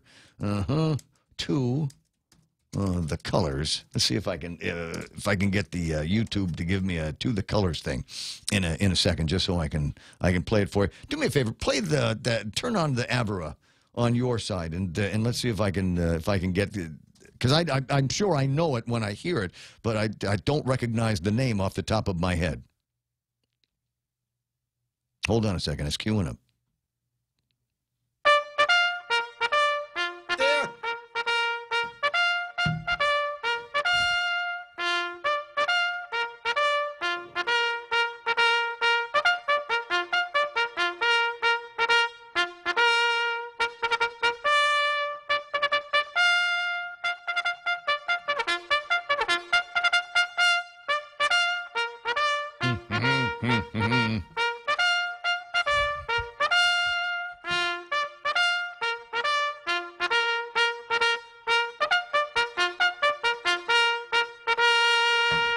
Do people have to stand still now just because I'm playing it? I mean, if they hear it and you're active military or somebody, do you have to stop? That's the wake-up song. Isn't that Reveille? No, I think that was what I clicked on was To the Colors because I can't spell Reveille. But I typed in what looks like Reveille and I got this. So let that cue up there for a second. God, I love YouTube. Isn't this great? It's just, the technology is just unbelievable. If you want to hear something, it's right there. Is it going to play now? Play, Fen. It's giving me something I'm supposed to read. I don't want to read the thing. All right, I'll look that up later. I'll look it up later. 888-8255 is the phone number here at the radio station, and happy to talk to you about whatever it is that you want to talk about. What I'm interested in is a $10 million property purchase that is going to be taking place here, blessed now by the Public Utilities Commission, and that got to make John Beneventi smile even wider this morning. Good morning, JB. Good morning, Ray. Good morning. It's nice to hear from you. Are you happy about the Public Utilities Commission? Was it unanimous approval of the purchase? Yes, and actually, you know, Ray, you have to be very, very happy when the journey has taken 15 months to get to this point, no? And stuff. So we're very happy that at least that the issue about the land is now complete, and that we can proceed forward with the formidable task at hand, which is to get a contract for and break ground on a new power plant. So, that's going to take us until towards the end of this year, so that we can work to try and get this power plant on the line by December 2021. No, so well, I'm happy. I'd like to thank everyone that's had one way or another work on this project, because it has been a long time effort to get to this point. Well, I was thinking to myself this morning, it seems to be going fast. Didn't I just talk to you last week about the whittling down the number of your contractors? Yeah, that's correct, and we've done that. And the next process is, providing the technical specs to the short list, and giving them time to prepare their technical and price proposal, evaluate that, and then get the approvals of the CCU and the PUC, and then from there we can start, working on the power plant. So when are we going to clear the land? You need me to come by with my bush cutter and my machete? Let's go. No. We just invite you. We invite you there. You don't need to do any of that. That'll all be covered. So maybe you can even run around it. Well, no, I was going to say, let me see if I can get some work credit in to clean the thing out, and I can get a break on my electric bill. Yeah, No? that'd be nice. Yeah, it would be. It would be nice. I was looking at something a second ago, not to change the subject too far off, but you'd mentioned the last time we talked about the possibility that GPA might need to look at another rate increase to bridge between the increase that went into effect in May and then the one that's coming towards the end of the year. I've been watching West Texas crude, and it seems to be sliding down again. It's under $68 a barrel today. Yeah, the last time we were talking, Ray, that thing, it was pointing up, and there was no clear indication whether it was going to settle in at 75, 85, or continue north. And, so that's what the concern is that we don't set adequate rate to be able to ensure that we get adequate cash flow in to pay for the fuel oil bill. So our team is getting together later today, and we look at all the numbers. I've been watching it closely myself, and I'm quite happy that even this morning it's kind of red. When I go to oilprice.com, and same place I go then, and I feel the same way every time I look at the price of the barrels of oil, the oil that we consume here on Guam. When I see it in the red, I just generally put a smile on my face, because I know that will mean a smile on the face of the listeners, because it might mean less that they're going to have to spend for gasoline, or less that they might have to spend in oil. When will you make that decision? How long do you have to watch this and say, okay, we've definitely got a downward trend going, and we can bypass that conversation about another LEAC? So the decision has to be made by this coming Tuesday for the CCU, because we have to submit it 45 days before the date to the PUC. Then the PUC has the next bite at the apple, and I believe they're going to have a meeting sometime this month, because I don't think they have any meetings scheduled for July. So if they're going to set something, it'll probably be later this month. So Tuesday, we'll be making our recommendation subject to CCU approval, and then from their petition over to the PUC. Now, just recalling some of the numbers that we discussed last time, if for us to, if the average price of for fuel is going to cost us about $75 a barrel for the period, and we're going to recover be zero when we can recover the expenses. The LEAC needed to be increased. The total bill for 1,000 kilowatt hour customer needed to be increased by about 4% or $10 on the bill. Yeah. Now, if we held the current LEAC the way it is, then what would happen is that if oil did stay at an average of $75, which as you see, LEAC is WTI is lower than that now, then we'll be under recovered by $7 million. So we're going to look at those numbers. Yeah. But a decision will be made by Tuesday. Well, I'll be looking forward to let me know what the decision is. We'll talk again maybe next week and get a handle on all of this. So as I said, congratulations. You're going to get the land, and I do want to give you an opportunity to address this because some media have made a point of referring to the landowners of the property as Dueñases and Benaventes, and with all of the questions that are flying around about people with contacts and connections, and if you know Mike Borja, or if your last name is Borja, you get a piece of property up in Barragata Heights. I'd like you to dispel any notion that there are tight relations between you and the Benavente family and the Dueñas family that you were purchasing the property from. Yeah, no relation. I mean, if you take it from the biblical sense, right, we're all related from Adam and Eve, no? But this is not the case. We're not. There's no immediate relations. Okay, and I think Joey Dueñas said the same thing about there's other Dueñas is not mine. Yeah, in the process, again, we have committees and people that handle this. It's not just. I'm not the direct line of anything that happens here. I mean, I'm the end of the line, but not the direct line. So you just let me know. Like I said, I'm willing to, ready, willing, and able to come out. I got a bush cutter, I got chainsaw, I got machete. I'd be happy to come out there and help Zub out of the place and get it ready for a power plant. Okay. Okay. I'll talk to you pretty soon. John Beneventi from the Guam Power Authority, and for him, that is a big headline there with the approval, unanimous approval of the application to spend $10 million for a big chunk of property out by Guam Regional Medical City to put 180 megawatts worth of power. All the consultants seem to like the idea. They like the spot because it's not likely to get knocked down by a tsunami because it's way up there on the cliff line and in the central parts of the island, not a big earthquake risk. And the idea that in terms of just saving electricity, there's natural resistance in the wires.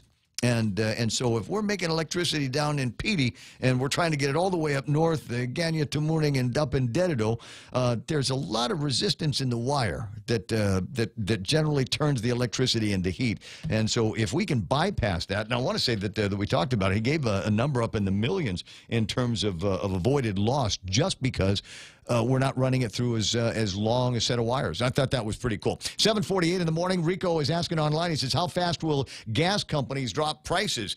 It depends how much they bought and what price they bought it at. I'm fond of saying, because it is an absolute truth, the prices on oil, the prices on energy, the price on a lot of commodities. When the supply goes down, the demand goes up, and the prices will increase.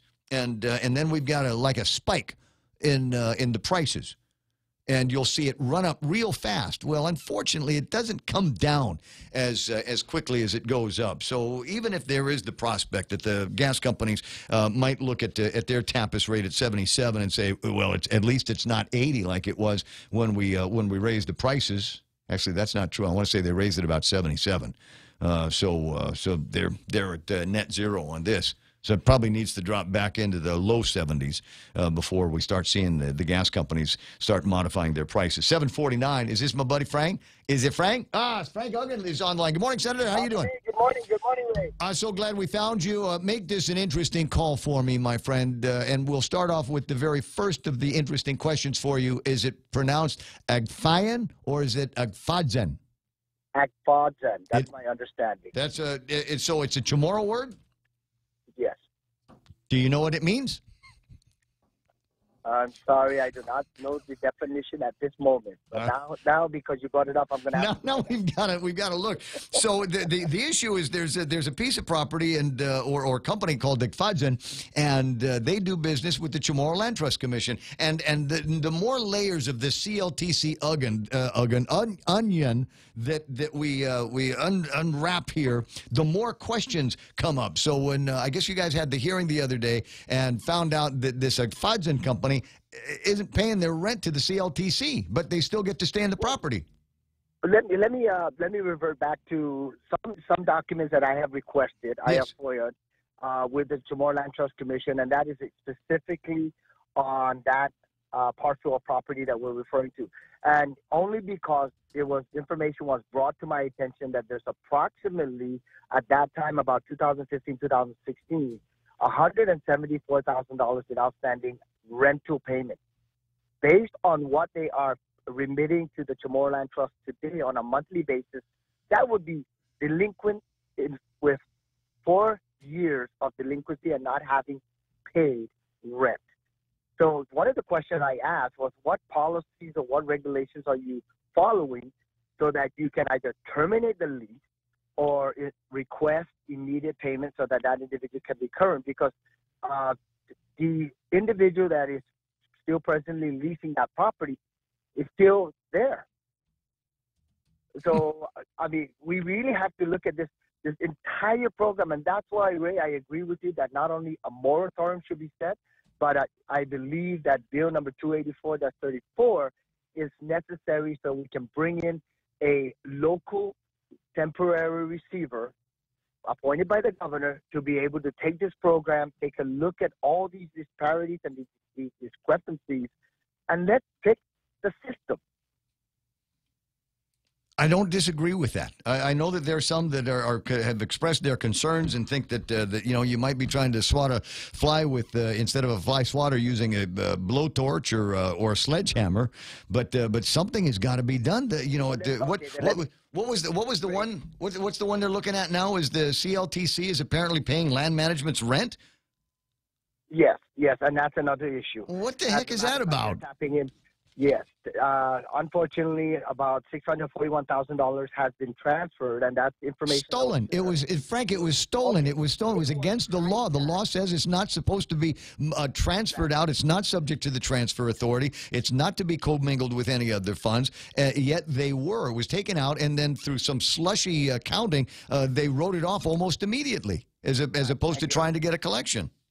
Yes, Ray, you're absolutely right. And that's $640,000 that could have otherwise been utilized to survey properties and to prepare infrastructure for properties so that the land leases can be given out accordingly. Yes. So, I mean, this is you're absolutely right. That's one situation. Also, just to let you know, I'm working on legislation that would create an elected independent territorial treasurer. And the purpose for that is exactly what you just alluded to. Raiding special funds, raiding funds when in fact they should not be utilized for anything else other than what it was established for. And then in addition to that, during the oversight hearing or the budget hearing for DPW, there was another question that was asked. With the building and design fund, whether there had been any transfers out of that particular fund. That fund is supposed to be utilized to hire engineers and architects to reinforce the services provided by DPW. Unfortunately, the response that we received was yes, funds were transferred out previously. And if you recall back 2 years ago, Ray, $6 million was raided out of the child support fund, and albeit it was repaid after a short period of time, but it was raided to pay for payroll. And the purpose behind establishing an elected treasurer is to ensure that these mechanisms are in place, that the mandates are followed, and that we live within our means. And if we do not have the funds for hiring 200 plus individuals and incurring an annualized personnel cost of $6 million. In light of a fiscal crisis, then guess what? That elected territorial treasurer would be obligated to ensure that those encumbrances are not absorbed. This is a conversation we've been playing tag with for years. In fact, now that I think about it, I remember conversations when we first started talking about an elected and independent public auditor. They were parallel with conversations about an elected and independent treasurer as well. We did the OPA, but never did the treasurer. So as far as I'm concerned, this is the scoop. When do you plan to introduce that legislation? That legislation, we're still in the process. We are in extensive discussions with the National Association of Treasurers. We want to ensure that a mechanism is in there so that appropriate surety bonding is a requirement by law, and then to protect the interests of the people of Guam. And then also that we incorporate some additional provisions so that the standards and the expectations of the elected territorial treasurer would be at a level that the people of Guam expect that individual to be able to serve in that capacity. So we are probably 80-85% done in terms of the draft, and we should be introducing it shortly. The question that some people are going to ask is, well, wait a second, we've already got a treasurer. I mean, I grew up, my best friend was Rudy Duenas, and his adopted mother was Maria Duenas. I can't tell you the number of times on practically every document that you'd get from the government of Guam, her signature was on it, right? So, so we've already got it. We've already got a treasurer. So, what is it that what powers will this independent elected one have? This independent elected territorial treasurer will be given the authority to be able to make those decisions, so that in fact the government of Guam spends whatever resources it brings in and does not exceed that expenditure. So, in this case, with that individual having that authority, there's an assurance that a similar situation such as the Chamorro Trust, such as the child support payments, will not happen. And it would. This is consistent, Ray. If I can just share with you, if you recall, with the Government Priorities Act of 2018, those provisions were incorporated into Public Law 34-87, which recognizes the governor's authority to reorganize, but remove impediments for reorganization and restructuring of this government. So you look at the elected treasurer, yes, there is a treasurer presently there, but now this elected treasurer will be tasked with the full responsibility of ensuring the management of the funds of the government of Guam and assure the people of Guam that the public monies are being spent accordingly. Is there a concern, Senator? Is there a concern that you may have? I remember when we went through this with the OPA. We've been through this with the elected Attorney General's office, and I got a feeling that we might be in a situation where you got to look at everything that is involved here, because now we're talking about somebody that is going to be independent of the administration, and as we have seen, that sometimes will take us down a path of conflict that is seemingly unresolvable until it gets to the courts, and in some cases, the Supreme Court of the United States. Well, you're right, but if in fact the individual in the elected capacity is advocating on behalf of the people of Guam and following the mandates of the law, then certainly that's a difference that can be highlighted, whether publicly or through the government system, but as long as the interest of the people of Guam is upheld. No, I don't disagree with that. I'm just saying that so far, we've got something where one works hand in hand with the other, and there are going to be necessary conflicts just by the nature of this. The first time that the elected treasurer tells somebody over at BBMR, the Department of Administration, that you cannot steal money from the Chamorro Land Trust Commission anymore because it's against the law, I got a feeling that that's going to open things up for conflict that, as I say, is going to find itself in court. You're right. Well, it may, but I can just say this much. If the mandate of the law is being effectively carried out by the elected treasurer, then in this particular case, I don't know why you would want to take it to the courts. We'll talk more about it. Also say this. Ray, let me add to this, because I highlighted the reorganization component, because someone asked the question, are you expanding government? And the answer is no. That's why the reorganization, restructuring proposal was incorporated, so that the governor of Guam can look at consolidating functions and services such as DOA with BDMR, with the Guam. I got 10 seconds to say that we're KUSG Agana. Frank, we're gonna need to talk in the next hour or sometime very soon. If you want, we can do it in the next hour. Just give me a ring back about 8:35 or so. You have a great day. All right, brother. Talk to you soon. The radio station is KUSG Agana. Here's Fox News. Laying the groundwork. I'm Lisa Lacera, Fox News. The nation's top diplomat wrapping up 2 days of meetings with a high-ranking member of the North Korean regime ahead of expected talks next month between President Trump and Kim Jong-un. Secretary of State Mike Pompeo says they've made real progress. He met for several hours Wednesday and Thursday in New York with North Korean Vice Chairman Kim Yong-chol. Secretary Pompeo says his mission is to convince North Korea that its nuclear weapons present a threat to its security, not protection. While expressing optimism, Pompeo says discussions have been difficult and will likely continue to be. One ought to be either surprised or frightened or deterred by moments where it looks like there are challenges and difficulties, things that can't be bridged. Our mission is to bridge them. Pompeo says Kim Yong-chol will now travel to Washington to deliver a letter to President Trump from Kim Jong-un. Fox's Rich Edson at the State Department. A pardon for a conservative author and filmmaker, and President Trump considers one for a celebrity and shortening the sentence of a former governor. Fox's Jared Halpern has more live at the White House. President Trump is considering commuting the sentence of former Illinois Governor Rod Blagojevich. Blagojevich is serving a 14-year prison sentence for corruption. In an interview with reporters on Air Force One, the president said Blagojevich said something stupid, but the sentence is unfair. The president also hinted at a possible pardon for Martha Stewart. The media mogul was convicted in 2004 for lying about a stock sale right before the price fell. This morning, President Trump announced a pardon for conservative author and filmmaker Dinesh D'Souza, who pleaded guilty to making illegal campaign contributions. Lisa. Jared, stocks hit the skids today after the administration announces imposing tariffs on steel and aluminum imported from Europe, Mexico, and Canada. Canada and Mexico responded with tariffs of their own. The Dow lost 251, the Nasdaq shed 20, the S&P slid 18. Fox News, fair and balanced. In this divided world, there are still a few things that unite us. The thrill of an exciting championship game. Fires to the end zone. Touchdown! The sound of great music. The Grammy goes to... And the love we have for that perfect burger. Ruby Tuesday Guam presents to you For the Love of Burgers menu. For a limited time, we want you to put down that fork, tuck that napkin in your collar, and go for broke with an amazing burger for just $11.99. 8 burgers to try, and time is a wasting. Ruby Tuesday Guam lunchtime. See you soon.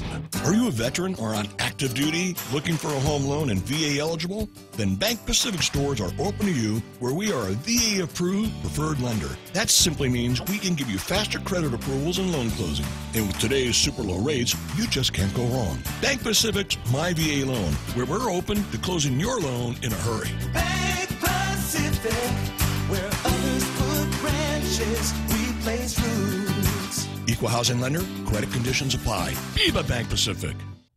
The state of Nevada moves to outlaw sanctuary cities, but the measure might not make it to the ballot this year. Fox's Jessica Rosenthal has more live. Lisa, a judge in Carson City approved ballot language for a measure that would ban sanctuary cities in the state.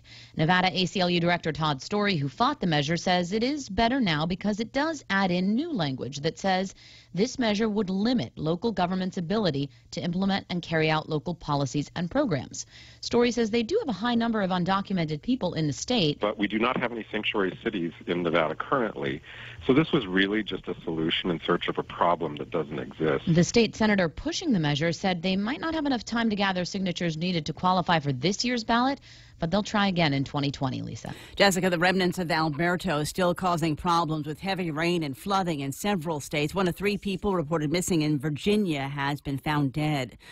Another European country bans the burqa. Those Islamic veils known as niqabs and burqas are among the face-covering garments now banned in Denmark, the latest European country to pass such a law, joining France, Belgium, and Austria. In Africa, Chad outlawed them after a suicide bombing was carried out by a man in a burqa. Now, the garment's not mandated by the Quran, and the Danish government insists it's not targeting religions with the law, which still allows headscarves, turbans, and the yarmulke. Covering up for cold weather and motorcycle helmets, for instance, also okay. First-time offenders will be fined about $150, but repeat offenses could mean jail time. Lillian Wu, Fox News. 1 of 4 peacocks that escaped from the Philadelphia Zoo has been found dead on a highway. Zoo staffers are working with authorities to locate the remaining birds. Peacocks roam freely on the grounds of the zoo and sometimes venture past the gates, but zoo staffers say they normally return on their own. Lisa Lacera, Fox News Radio. As we journey through the new year, we here at APL continue to find ways to better deliver our island's resources with innovative and cost-effective solutions, lending our helping hands by carrying your freight safely from the U.S. mainland or anywhere in our global network. We humbly honor the opportunities to continue to work and connect with you and your business. We are APL, and we are here for you. Don't wait another day and waste another dollar. You can start saving today. At Guahan Insurance Services, we are here to help protect your investment and save you money. We offer insurance advising for business, car, and home insurance. So come and visit us at our new office at Camacho Landmark Center at Marine Corps Drive in Timoning, and let us show you that you can count on us for all your insurance needs. Call 475-1162. At Micronesia Renewable Energy, values matter, so all of their solar energy systems come with guarantees and the most value. No shortcuts, all quality. It's giving you that solar energy system at the best price. It's using highly efficient solar panels with typhoon-proven racking, built by highly skilled local technicians, so your system performs and saves you money. It's total peace of mind all the time. Not all solar companies are created equal. For experienced quality solar, it's MRE. Call 632-2613. MRE, the smarter choice. From September 17 to September 19, 2018, the Archdiocese of Agana will be conducting settlement conferences with victims of clergy abuse. If you have a claim and want to meaningfully participate in the September settlement conferences, call Hope and Healing Guam at 1-888-649-5288 before August 1st, 2018. All conversations with Hope and Healing Guam are confidential. If you have filed a lawsuit against the Archdiocese, you are already included in the settlement process. Hey, it's your stomach talking. I'm just gonna cut to the chase. Subway has all new signature wraps packed with meat and flavor. And I know flavor. Okay, maybe not as much as the mouth, that's kind of his job, but we talked, and he's a big fan of the Chipotle Southwest Steak and Cheese signature wrap. And it's super filling, so you don't have to hear from me for a few hours. Unless they play this radio spot again. Subway, make it what you want.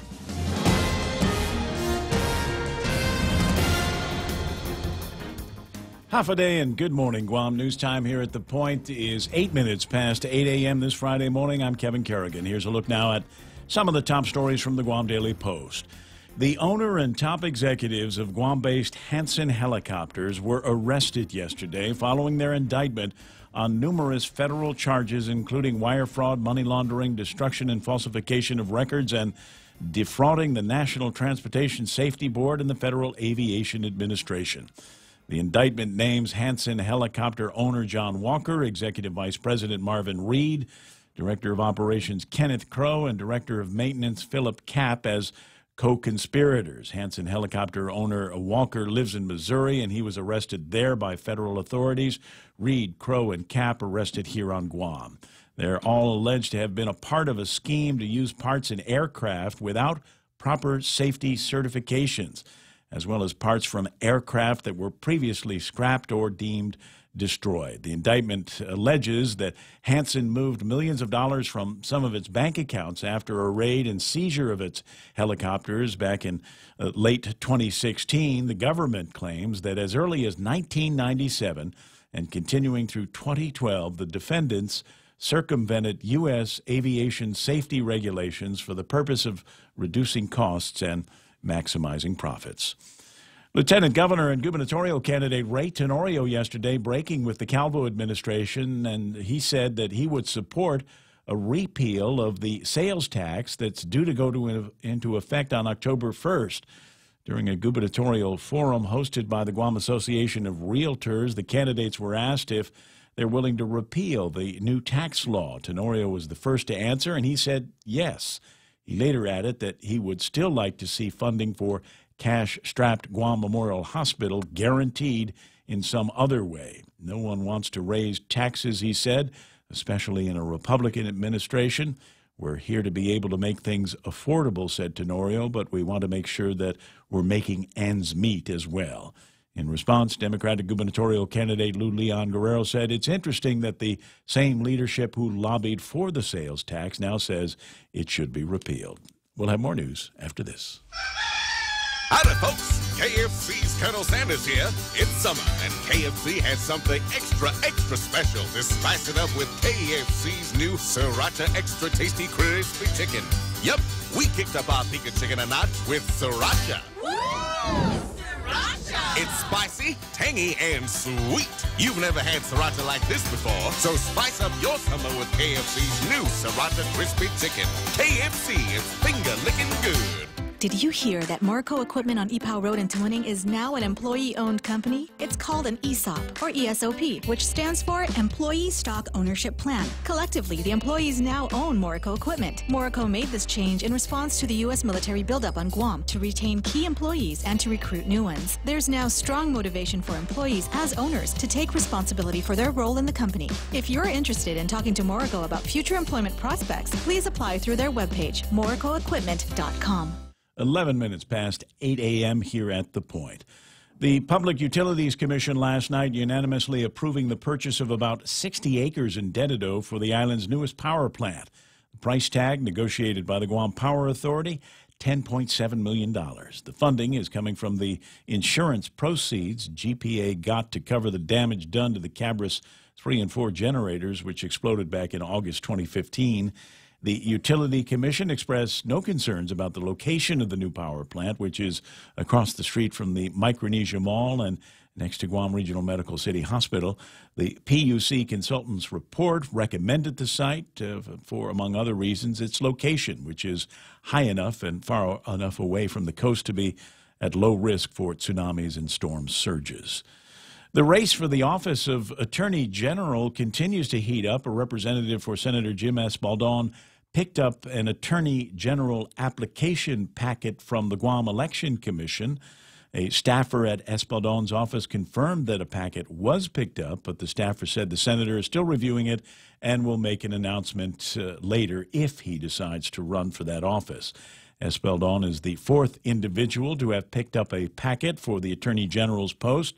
The three others are attorneys Levin Camacho and Frank Gumatautau and former magistrate Judge Alberto Tolentino. For these stories and more, log on to postguam.com or pick up a copy of today's Guam Daily Post. Here's Ray with weather. Don't forget, I'm trying to seduce back into the job Doug Moylan for the position of Attorney General. Have you? I'm close. I'm close. I can feel it. We spoke on the phone yesterday. He says, I'm thinking about it. Oh. I'm thinking about it, and I know that somebody went to pick up a packet for him. Really? Yeah. Didn't show up, though. Didn't show up in the thing. That. No. Who was that I don't person? know. It's, somebody went to go and get it. But he said he's thinking about it.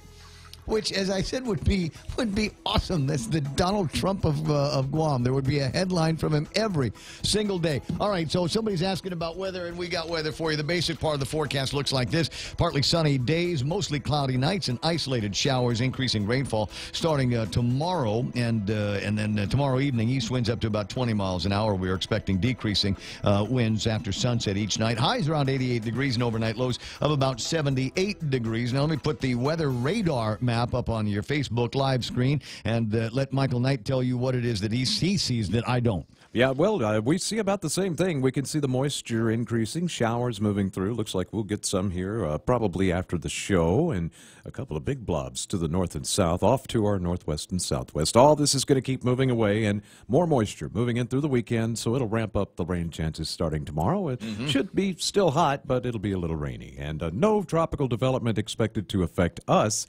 However, the two systems out there are expected to develop. Very good. As long as it develops away from us, north and west of us, then I'm generally a happy guy. It's 8:14. That's news and weather together here on The Point. Are you waiting too long for a home loan decision? Are you looking for a bank that understands your needs and can close your loan quickly at today's super low rates? Then come no further than Bank Pacific. Our home loan specialists are friends and neighbors from your community, and our decisions are made right here in Hagåtña. Bank Pacific, where we're open to closing your loan in a hurry. Bank Pacific, where others put branches, we place roots. Equal housing lender, credit conditions apply. Viva Bank Pacific. Man, you guys, I keep on telling you to go eat at King's, and man, you guys, some of you are going to eat at King's when I tell you what kind of great food they have there. It's Friday, and today is beef tinaktak, Ray Gibson's heart attack tinaktak. I like to call it that because to give you a heart attack is so good. They got the pick 2 or pick 3 combos. Monday, something to look forward to. It's a reason to look forward to Mondays, right? Salisbury steak. I love Salisbury steak. You know, I'm one of those hungry man Salisbury steak guys. And you can buy, I think you can buy them in like bulk, can't you? You can go to the store and buy a box of just Salisbury steak, and you take one out whenever you want to eat one. Right. Do they come with gravy, individual things of gravy? Do you know? I don't think they do that. Now, the ones you can get are the big dinner size. So you can, you got to cook the whole thing, but then you can save it and just pick them out as you go. It usually has about 8 or 9 of them in there. Yeah. And that comes with the gravy. There's some groovy stuff there. Anyway, so like I said, there's a reason to look forward to Monday. Huh? Tuesday, beefsteak tomorrow. Wednesday's pork sinigang. Thursday's meatloaf. And like I said, today it's beef tinaktak. Try it for lunch today at King's. In illness and in wellness, Calvo's Select Care is health care that is there for you. That's why over 80% of the Guam medical community places their trust and insures with us. We offer our members wellness and fitness programs for a healthier lifestyle and provide a comprehensive medical network on and off island to help members from unexpected illnesses. Contact Calvo's Select Care today for more information.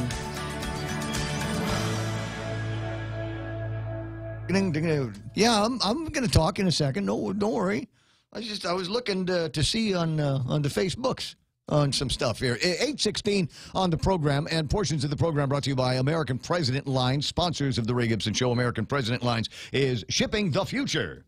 With the largest inventory of rental equipment on Guam, East West Rental Center is sure to have the tool you need to get your job finished quickly. From equipment rental, party rental, parts and service to used equipment, East West Rental Center has what you need. Call East West Rental Center at 646-1463 or visit them online and browse through their online rental catalog at eastwestrental.com. They're located in Upper Tumon, right across St. John's School. East West Rental Center, providing the island of Guam with quality equipment rentals since 1972. The Coconut Wireless is back. The Ray Gibson Show. Any speaker, anytime. On demand at thepoint.gu.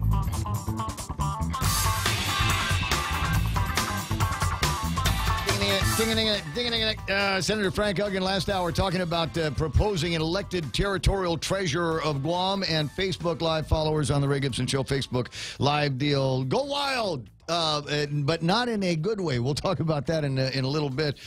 In particular, one Carl T.C. Gutierrez says, "Holy moly, did I hear Senator Frank correctly? That since the AG is not prosecuting, we should add another elected official to the mix." Yeah, that's what it sounded like there, Carl. We'll talk with him in just a little bit. But right now, it's time for Sports with Blake.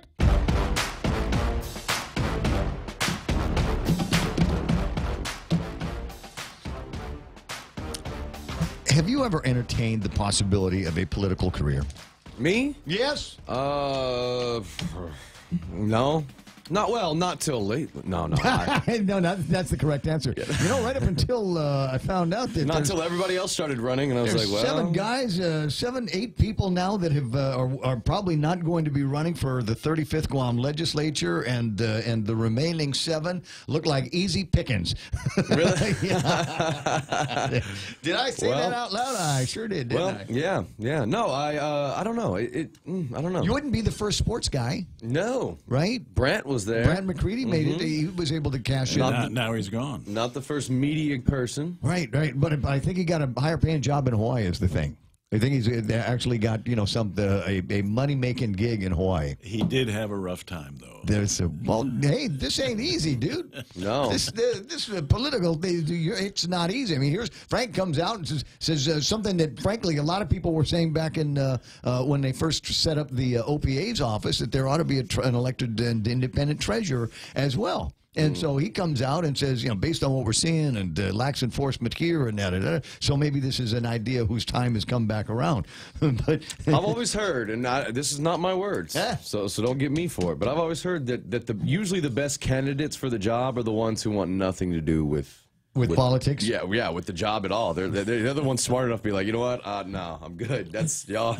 Nope, I'm good. Well, we had not they don't care. They just don't want. They're just like, nah, I'm all right. Well, you take like Bob Klitsky, and I remember when I was interviewing Bob, and towards the end of the interview, we got the question of, hey, are you running for re-election? He said, nope. Yeah, I told you I was only going to do this for a little bit, and I don't want to make this. This is not my career, and it should not be a career. Yeah, and I've always agreed with that too. Like, I think if I ever were to do it, it would just be because I think I could right some wrongs and then get out of there. Because I would never want, I would never want any longevity in any kind of public servant office, like what I mean, like politics or anything like that. Well, if the money was good, I mean, if I was bringing in some serious coin on corruption, I mean, if I was getting some real sweet money under the table, I might want it to. It might be difficult for me to leave that job. Or you could parlay it into even more money.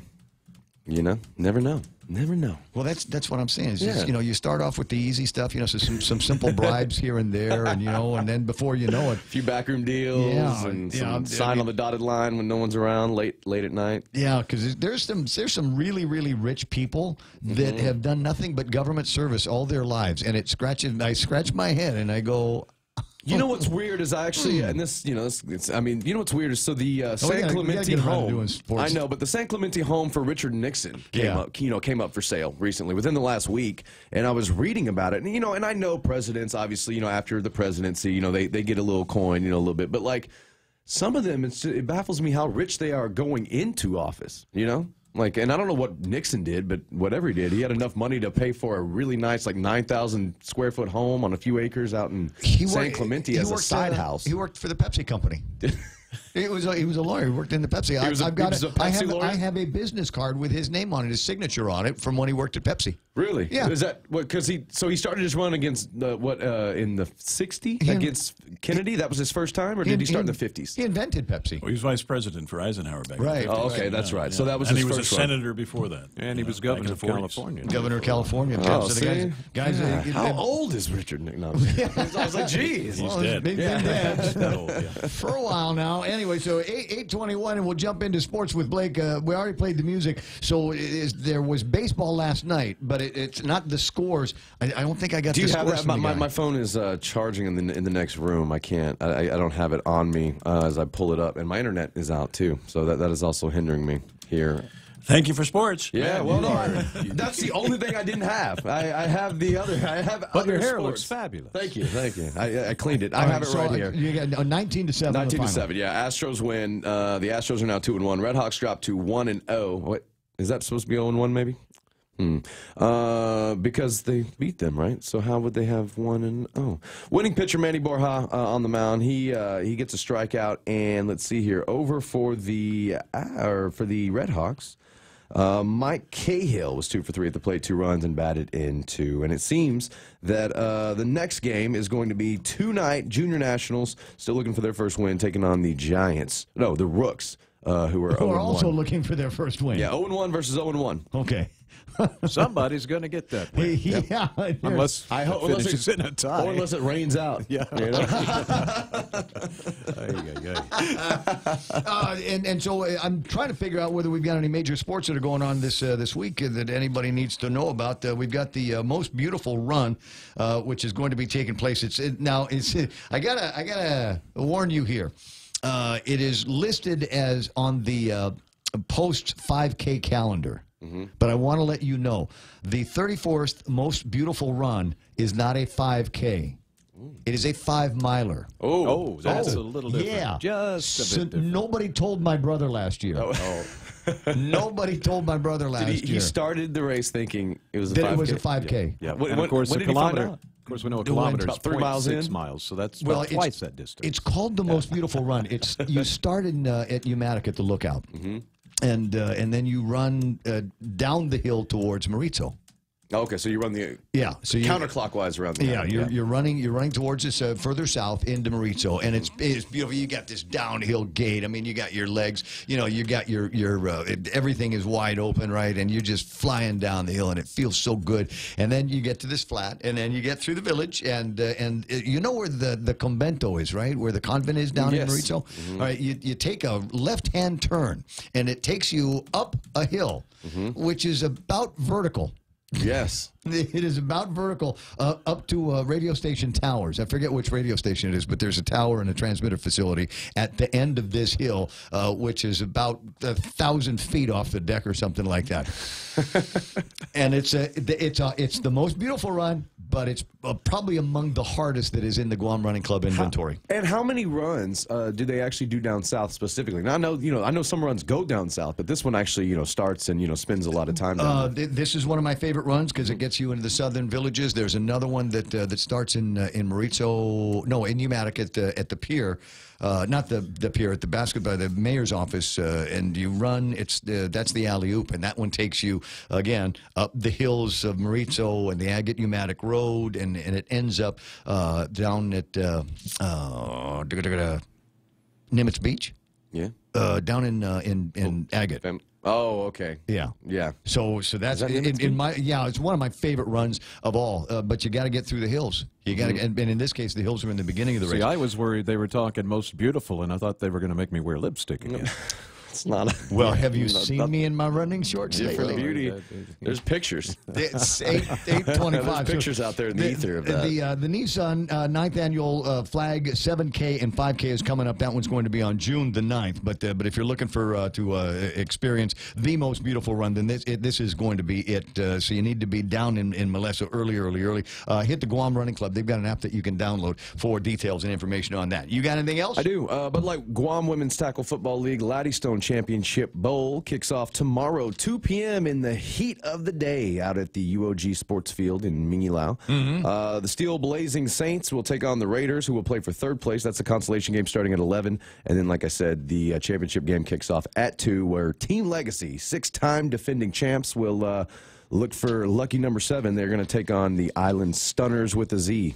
For the life of me, I cannot understand why they play these games at 2 o'clock in the afternoon. You could wait until 5. Maybe that's when you get an hour and a half. At the end of the day, it's a lot cooler. It's still light. I don't know, man. Because we're bad. Evidently, yeah. We're we're those kind of people. Well, if they keep playing games like that in the middle of the day, more people are going to keep passing out in the middle of games and have to get CPR. Well, it's true. It's not. I'll tell you what. Mason plays tennis, right? Yeah. And a lot of times, some of the matches that he's got to play are going to be at 1 and 2 o'clock in the afternoon, heat of the day, because that's when the court's available. And you know what? If that's the playing conditions, that's the playing conditions. You don't necessarily work it back. I've been trying to retrain myself because I've been spoiled over the last several years because I've been able to run early in the morning on weekdays and weekends, and now that I'm doing this show, I don't have that option anymore. So I'm trying to train myself. You go at dusk?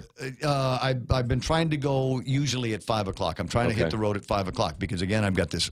I'm rocking these awesome. I got this awesome tan, and I look good in my running shorts. So I'm trying to be in drive time so that people can see me. But I'm also trying to reacclimate myself with running in the heat, because I tell you what, last year I ran the it's like running with a gas mask. Yeah, I ran the Cocoa Road Race, and it was my worst half marathon time of all time. It was absolutely bad for a couple of reasons. October? Yeah, number one, I was carrying too much weight, and number two, I'd forgotten how to run in the heat.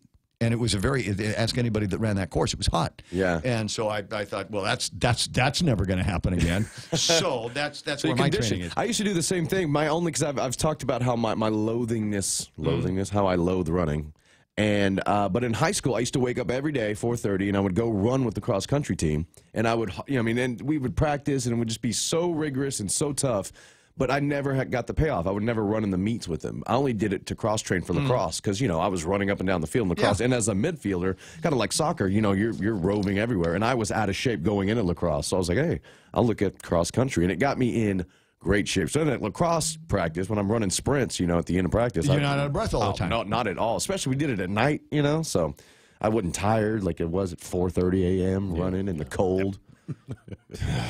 Kevin's completely punched out of this conversation. God, I miss high school sports. Oh, and today, just real quick, because I know everybody is, for those of you who don't want to look at your phone or do the math, 11 a.m. you can look to ABC for the NBA Finals Game 1 between the Cleveland Cavaliers and the Golden State Warriors. And I think it's Golden State, right?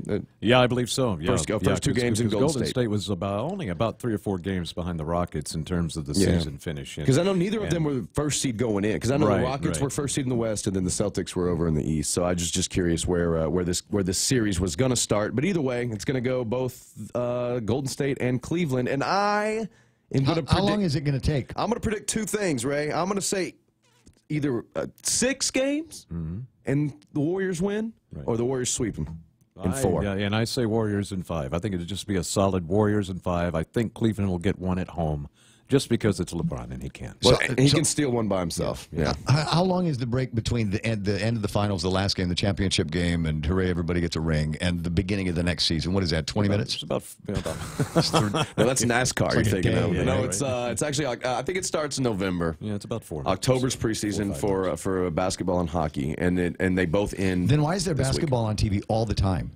Maybe the NBA channel, or maybe they're just replays. They're probably just replays. Because so yesterday, I'm gonna tell you this story real quick. Yesterday, I was I was happy houring, all right, and I was sitting there, and I go to one of my favorite spots. So I said that because they give me the remote. And I'm watching, so I'm grabbing the remote. I'm like, I'm not going to watch this. It's the Warriors playing the Rockets. This is yesterday afternoon, okay? I changed the channel. This dude gets upset with me. But I was watching that. I'm like, spoiler alert, well, maybe the Warriors win. Maybe he can't read and he just looks at the pictures. But anyway, so that's why basketball's always on, because there's always a replay, and people are confused sometimes that it's not live. You got any curling news? Don't get them started. Norwegians are good at it. Don't get them started. It's the #1 sport in New Hampshire. That's why they drink all that beer. It's 8:31 in the morning. Badminton, Ray. No, it's all right. We're finished here. It's Friday morning. Governor Gutierrez is waiting for a phone call. It's the bottom of the hour, and we've got headlines with Kevin Kerrigan next. That's Blake Watson. He takes care of sports and also does the morning show at Star 101. What would you do with unlimited internet? With Docomo Pacific, the possibilities are endless. Docomo Pacific is throwing off the data caps so you can enjoy more of the things you love. Watch, stream, download, and play with no end in sight. Stop by any of our stores or check out DocomoPacific.com to learn more. Life becomes limitless with Docomo Pacific. Better together. Yeah, we were going to do some traffic there for a second, but it's all gone. There were a few places where things were snagging up a little bit closer to the Fox News at 8 o'clock, but everything is dissipated. We're back to second strings traffic, and that's all right. That's okay. Ooh. My chief is on the Facebook Live watching the thing today.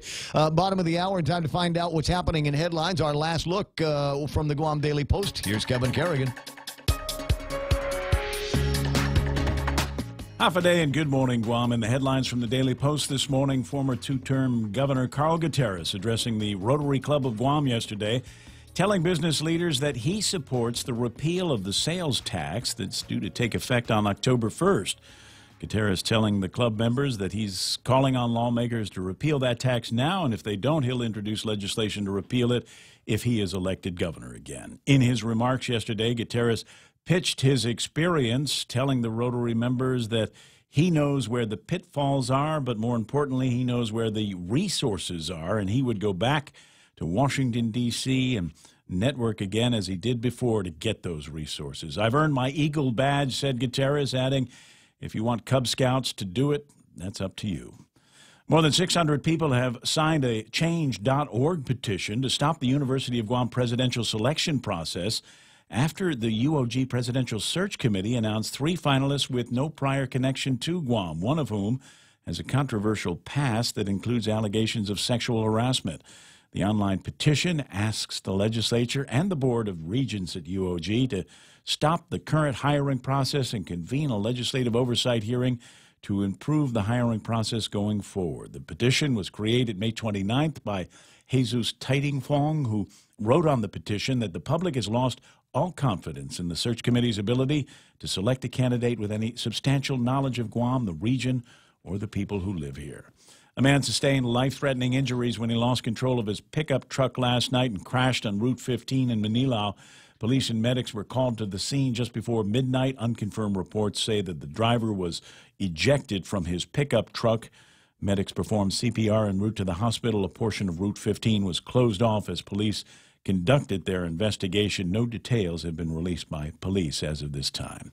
For these stories and more, log on to postguam.com or pick up a copy of today's Guam Daily Post. Okay, 8:34 in the morning, and we'll call that time from iConnect. They want you to connect longer with their incredible push-to-talk and mobile plans. Hey, it's your stomach talking. I'm just gonna cut to the chase. Subway has all new signature wraps packed with meat and flavor. And I know flavor.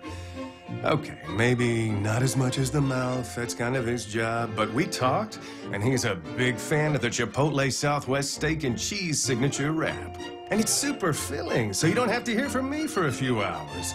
Unless they play this radio spot again. Subway. Make it what you want.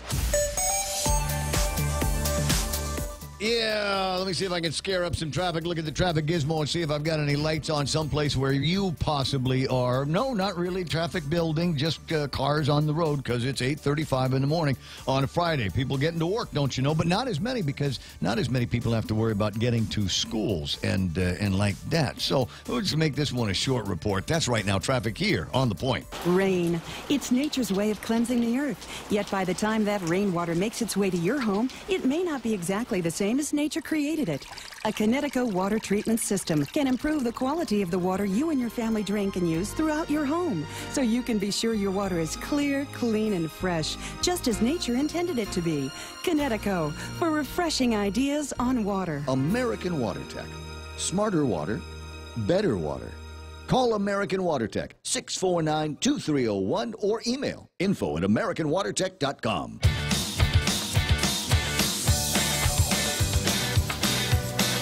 It's 8:36 in the morning, and one of my favorite ways for you to reach out and touch me and touch each other, if you will, is Facebook Live, and some of the chatter on Facebook Live going this morning. Yeah. I wish the whole U.S. of A. would not pass any new laws until 2 current laws were revoked. I'm with you on that. I agree with you. I think that ought to be the case here at the legislature. Nothing new unless we go through the books and draw something out that nobody needs or cares for anymore. Joe Taitagui says, Senator Uggin is well known for the quick draw make law. Well, I like that. I use that all the time from now on. Mike LaGuardia writing, the only thing that Ray Tenorio accomplished as lieutenant governor was obey the orders of Eddie Calvo like the good puppet he is. Ow. Ow. You know, and maybe that was the tactic behind the statement that he made before the realtors yesterday, was trying to put some daylight between him and certain of the policies of the administration. Too much, too little, too late? What do you say? 888-8255. Well, I can't go completely to the phone lines right now because I want to make sure I get this guy on the air and congratulate him on scoring all the big victory points at the Rotary Club yesterday, huh? Yes, sir. Former Governor Carl T.C. Gutierrez and candidate for the upcoming Democratic primary. So I'm told from Kevin Kerrigan that it was classic Carl Gutierrez. How do you feel?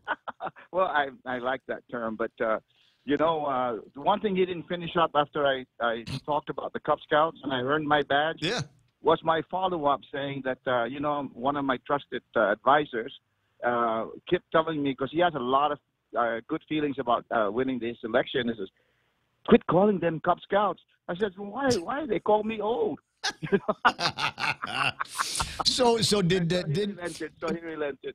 Did Fred Black actually have a question for you? Yeah, absolutely, but let me say that you know that the Cub Scout remark is really just innocuous bantering. You know that. Oh yeah, anybody that takes any of that stuff seriously, they've got something wrong with them. You know, it's the same kind of mentality that because Robert Underwood wrote about Filipinos wearing shiny pants once upon a time, that he was a racist. Remember that one? Yeah. Yeah. So Fred Black, yeah, he did. He came up with a. Well, it was a good question, and you know, he talked about why those bathrooms are, you know, down at the marina are completely locked up each time. I said, well, I know that the Irahan bathroom at the Irahan pool is locked up all the time as well, and if we can't even do that for our tourists, you know, then why are we inviting them here? You know, I said, let's take some of those tourist attraction fun. What originally part of that is supposed to mean boost up our attractions here in Guam, not just go marketing off island, because airlines market their own, hotels market their own. Why are we spending more of that money to bring tourists here, and then you show them this really bad stuff about Guam? Yeah, and all of that stuff anymore, you know, was terrible when they were just telling one or two individual people. But with TripAdvisor and all of the social media, you can get a black eye awful fast, as you know, in this day and age of campaigning out there. Were there any other interesting questions that they'd asked you about you know, bits and pieces of what your platform is going to be? Well, yes, and you know, Van Shelley, of course, brought up the EITC and the Compact Impact funding, and I try to tell him that actually a lot of that is not only the fault of the federal government, because if we were the federal government, would also be demanding that when you bill us, you show us everything, not just the negative side. You know, there's positive impact that the FSM and the freely associated states bring to Guam. So you've got to compute that in and come out with an agreed figure with a consortium of people from the islands and Hawaii and the federal government, so that we have a way to follow a guideline on how to report this. But with regard to the EITC, you didn't pay that. That's absolutely, and they asked how come I was able to get away with it. I said, well, Joey Duenas and I, was director, and Mr. Cohen, the AG, sat down and, you know, we said, this is a unfunded mandate. Mm-hmm. We can't pay this. It's only $18 million now, but it's going to go up to about $75 million in a decade. And so we devised a very good plan. We put together our own forms. We didn't use the IRS forms. There was no EITC in our forms, so you can't claim it. And that didn't become a problem until somebody in the Camacho administration paid it. And that opened up the floodgates for everybody else to have filed. And didn't we did a retro on that as well, didn't we? No, I don't believe there's any retro to it. You mean for people to for the EITC? Once we got that one guy in, I want to say it was Tony Sanchez that authorized the payment, and once that guy got paid, then everybody else had to get paid. And I wanted to, in my memory, we had to. There was a lot of borrowing going on at that time to cover up from some of those past misdeeds. Well, I'm not sure whether there was any retroactive payment into that, but it certainly opened up that everybody got the EITC. We're allowed to go ahead and file. Well, let's go. Let's talk about some current events here. You immediately chimed in when you heard your gubernatorial race competitor Frank Uggan talking about the creation of the position of territorial treasurer. Well, look at our problems. Our problems are caused by elected officials, from the governor to the senators to the OPA to the AG. Everybody that's being elected are not doing their jobs. Obviously, the people are angry. And if you cannot follow the law that says the Somaliland Trust is a trust and no governor can avail themselves to transfer this out, and they do, that's against the law. And if you don't prosecute, you can put in an elected treasurer and he do the same thing. I mean, if you're not going to follow the law, and we've got to hold those people's feet to the fire. And I'm sorry that everybody thinks that having an elected this and elected that is going to do well for the government. You get some real people in there that want to do the job according to the law. They don't have to be elected.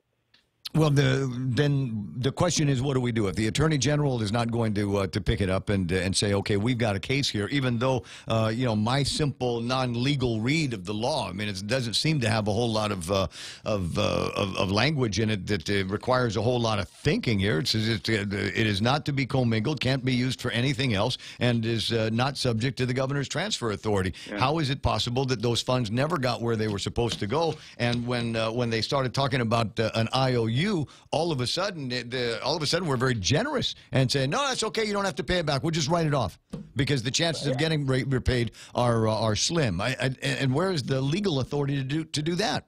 Well, and our elected senators as well want to jump in and legalize some of this stuff that's the laws that are already broken, and that's what the problem is, that we do our own cover-ups, and I'm sure that one of those people that is going to run for the AG is going to go out there and say, you elect me and I'll prosecute all these things that are going on. And that's where maybe the solution might be. Who do you have in mind? I like Doug, but I can't get him to confirm he's running. I believe he'll run. But, Gary Kumatauto is not afraid of anything, And I think all those guys running, you got to look at their political connections. Because that's where the problem might arise, that you got family doing this and they will not prosecute, or they'll find a way to say, let's get a special prosecutor, and then end up in a quandary of not being able to get one. Cousin Fred is saying some of the same things right now in a conversation. I want to say, who did he have that with? Janella over at the PNC. Fred Berdalio on Torres's Blue House allegations. And Fred says, blame Alicia Limtiaco, because when she was at the U.S. Attorney's Office, she didn't work it. No, when she was in the AG. No. He says clearly at the helm. At the time, Berdalio was the chief of police. Torres was communications director for Governor Calvo. At the helm of the U.S. Attorney's Office was Alicia Limtiaco. So unless Janella got the times wrong, he's talking about somebody at the USAO. But the AG, I think she was an AG at 2008, and then she ran for, and then she was appointed and then she took action as a U.S. attorney. But I think what he was trying to say is during her term at the AG, that nothing moved forward until she became a U.S. attorney, to be fair. So yesterday was the last of the go and be seen dog and ponies over at the Rotary Club, right? Well, it was good, got good media coverage. Those guys always demand good media coverage because they, like you said, these are the dinosaurs of the Guam business community. Wait a second! Don't put words. I didn't say dinosaurs. I said movers and shakers and headline makers amongst themselves. Yeah, you're better in euphemisms, but with me, I'm also one of those, dinosaurs. We used to call it the old man's club. Some people used to call them the old farts club, and that's why they brought me in when I was like 26. But just to try to change the average age of the crowd. But I don't know that there's a bunch of old fuddy-duddies as much as there used to be in there. But still, in all, as I said, I was told it was classic Carl. You didn't have a script. You just kind of off the top of your head just started and went. Yeah, and when you talk about Cub Scouts, and I'm using that Cub Scout. Have you ever seen the other four candidates when they go to a forum? Each one of them have this heavy volume of a folder under their arms. And it's like the Cub Scout manual, on an answer for anything that they could ask you. Can I? That's what I'm saying. Can I just a couple of points before I let you run, because I know how busy you are, and I'm sure that there's another crowd that you've got to tickle this afternoon that you've got to prepare for. But the two of them, and one of them was Madeline Bordallo has got, and just from a political insider, political historian, and political participant from all of these years. What are your thoughts when you think about your old lieutenant governor running against Doris Flores Brooks, who has never, ever had a problem getting a vote in this town? Well, yeah, but, when she faced off with her, Madeline won. When was that? Oh, in the governor. Back when they were fighting it for See, that's why you asked Carl, because Carl's going to know. I didn't have it in my head. Who did she run with at the time? That was Tommy Tanaka, right? Yeah. So it was Tommy and Doris against you and Madeline, and you won that year. Yes, I'm against all odds. And I told that to the business community yesterday. I said 95% of you business community went against Gutierrez Bordallo. And when we won, you all got scared because I thought I was going to go after you. And I did. I all employed you for no pay to help extricate ourselves from the financial disaster we faced at that time.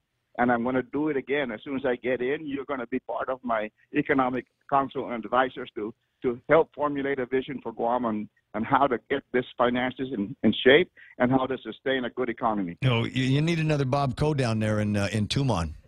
Yeah, well, I think there was a couple of people that came up to me afterwards and pledged their support after that, amazingly. And, I hope that I can employ their expertise. These are the MBAs and the CEOs of major corporations. And if you can employ them to sit down and help you run the government, I think that bodes well for saving money, and hiring these high-paid directors and deputy directors, which I am not going to do only in limited fashion, because you don't need them. You have those experienced supervisors, the highest classified person in each department that could be the acting director, run out of the Adelup edicts. Well, I was thinking about asking you a little bit more in terms of any advice that you might be able to give Doris. Because I remember, didn't I ask you this a few weeks ago? I said, how do you beat Madeline? And you said you don't beat her. She just doesn't run. That's how you get that office. Yeah, but now that we're facing a vacancy though in the auditor position, there are people working the political scene to see whether we can not have a fight in the delegate race in the Democrats, and hopefully we can send a Democrat also into the auditor's position. Well, even it's a non-political system, right? It's independent. And yes, but still, they had a Republican there for 16 years. Well, gee, which Democrat do I know that might be interested in a position for the auditor? But gee, he's already running. He's going to get clobbered in this race for Congress. I don't know about clobbered, but he is the only one that's running for Congress that is qualified to run for the auditor, according to the law. Mike, can you feel your arm getting twisted behind your back here? Oh, but if he's very avid to run, nothing's going to stop Mike. I mean, he pursues his dreams and usually accomplishes it. Interesting. Well, we'll see what happens. I'm hoping that he's able to reverse this tax increase, this BPT increase, and then the move towards the visible sales tax that would be additional. I don't have a problem with the visible sales tax. I have a problem with the 6% tax on everything that I buy. So I'd like to see it stay at 4%, and you can do 50% of that invisible, and 50% of it would be visible. Yeah, election year is a double-edged sword. Now everybody wants to repeal it. And it's just literally everybody. We were just talking about that. Ray Tenorio wants out now. Yeah, I mean, this is exactly why I kind of chided Senator Uggan in coming up with, as Joe Tidegly said. What was it he said? That ready, aim, backfire? No. Again, don't put words in my mouth. What he said was, I got to scroll down to it. This is 100 new comments. Senator Uggan is well known for quick draw, make law. Yeah, I mean, that's not the way to run a government, And that's demagoguery, and I'm sure that people are already catching on to that. That anything that the people. They feel people are siding on, they jump out and get in front of it, and that's not the way to be a leader, You got to figure out a long-term vision for how you want Guam to be and that's the way the people will follow you. But if you can't tell them where you're leading them and just one, step at a time, it ain't going to work. There's one last thing before I let you run, and it was the question that comes up. A colleague, who's the guy, B.J. Cruz, down at the legislature. And I think today, as part of his budget hearing, he's going to have customs and quarantine in. Right? Is that who I remember it? Is that today? Yeah. So he's getting Guam Customs and Quarantine Agency. He's trying to get them a big boost. He wants to more than double the landing fees that we charge tourists. What are your thoughts on that? Well, let me just give you a historical background on that, Ray. It was President Clinton, at my request, to allow Guam, the only jurisdiction in the entire United States that has a customs user fee. Mm-hmm. I'm surprised that CNMI is not jumping in to try to get it too, but it was very specifically against the law for any jurisdiction in the United States to charge a customs user fee. But I managed to get it, and I managed to get it. They send me legislation on how to submit it to the Guam legislature. And we have that moving up and down, a variable. So sometimes we had it at $10 before. It depends on how much it is going to take to run a customs agency. It's not to use the customs money to run other agencies. So we might be getting ourselves into trouble with that if you're going to use it other than customs.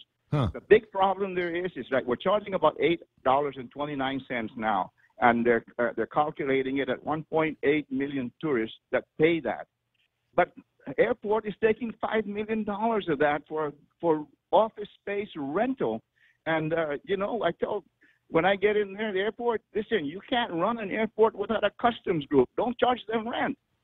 You should entice them to come in and be part of your organization to let tourists in. But when you take away that amount and then you short it by 114 customs officers, mm-hmm. then you've got a big problem, and we're facing that now. Never seen this kind of a problem in my entire life.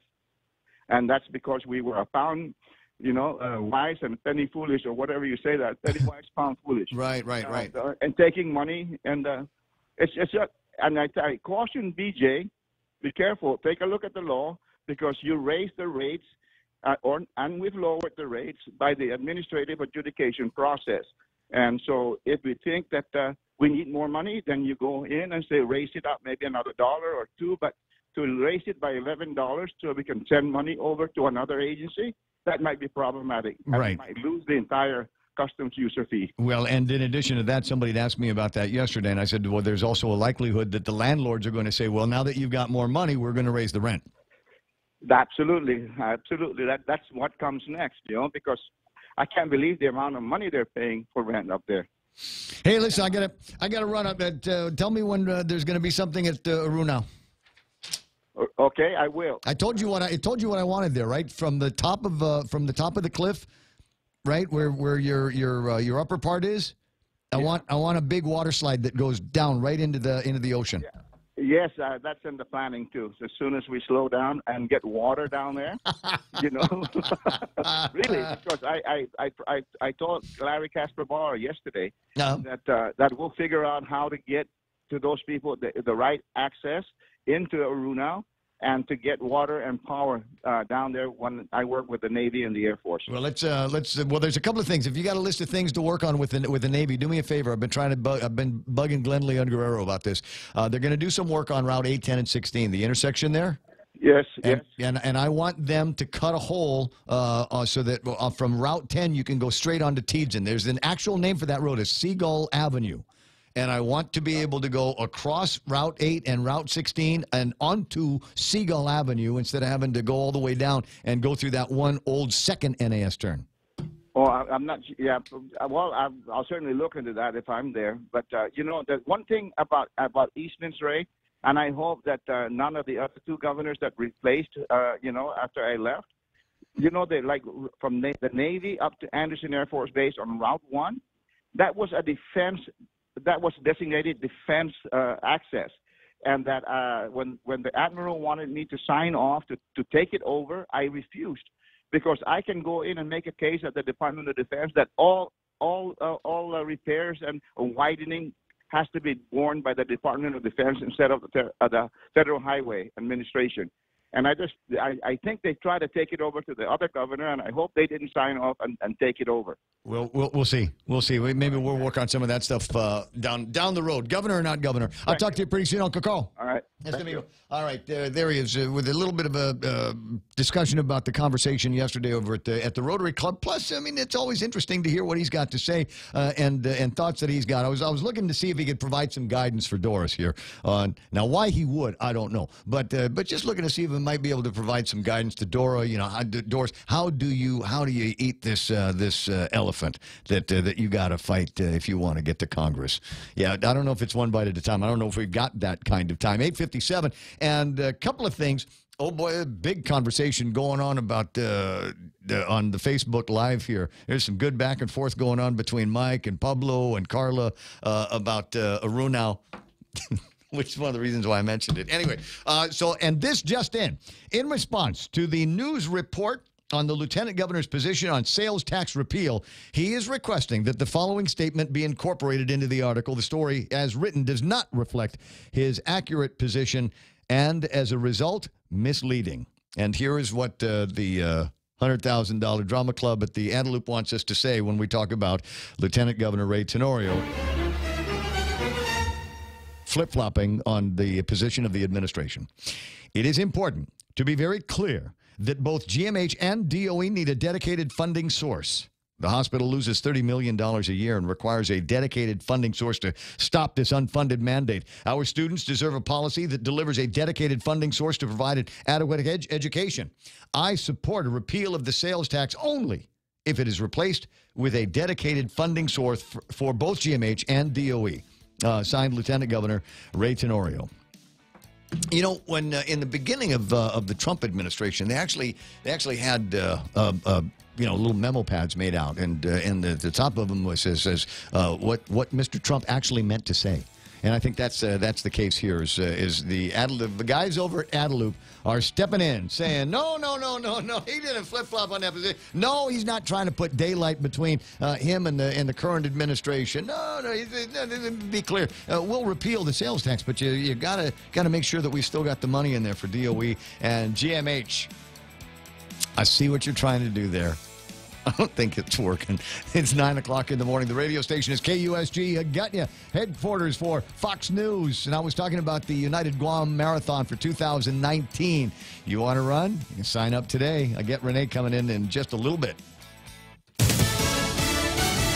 Real progress. I'm Lisa Lacera, Fox News. That from Secretary of State Mike Pompeo after 2 days of meetings with a high-level member of the North Korean regime as the U.S. works to move forward with next month's planned meeting between President Trump and Kim Jong-un. The North Korean government spent decades building a nuclear weapons program to safeguard its regime. Secretary Pompeo says his mission is to convince Kim Jong-un that his nuclear weapons actually present a threat to his security, not protection. Since President Trump agreed to a summit summit with Kim Jong-un, the rhetoric between the countries has vacillated between threatening and complimentary. Fox's Rich Edson at the State Department. Kim Yong-chol will travel to Washington tomorrow to deliver a letter from Kim Jong-un to President Trump. French President Emmanuel Macron calling the administration's decision to levy tariffs on the European Union illegal and a mistake. The announcement came from the White House this morning that is imposing tariffs on steel and aluminum imported from Europe, Mexico, and Canada. Trading allies had been exempted from tariffs on steel and aluminum, but Commerce Secretary Wilbur Ross says the administration is now following through. We look forward to continued negotiations, both with Canada and Mexico on the one hand, and with the European Commission on the other hand.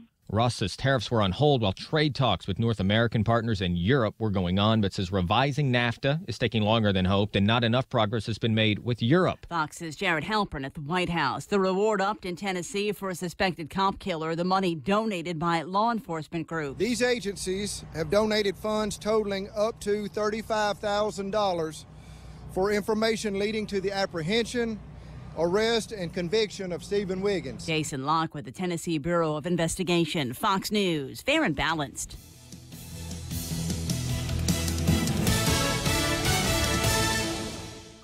In this divided world, there are still a few things that unite us. The thrill of an exciting championship game. Fires to the end zone. Touchdown! The sound of great music. The Grammy goes to... And the love we have for that perfect burger. Ruby Tuesday Guam presents to you For the Love of Burgers menu. For a limited time, we want you to put down that fork, tuck that napkin in your collar, and go for broke with an amazing burger for just $11.99. 8 burgers to try, and time is a-wasting. Ruby Tuesday Guam lunchtime.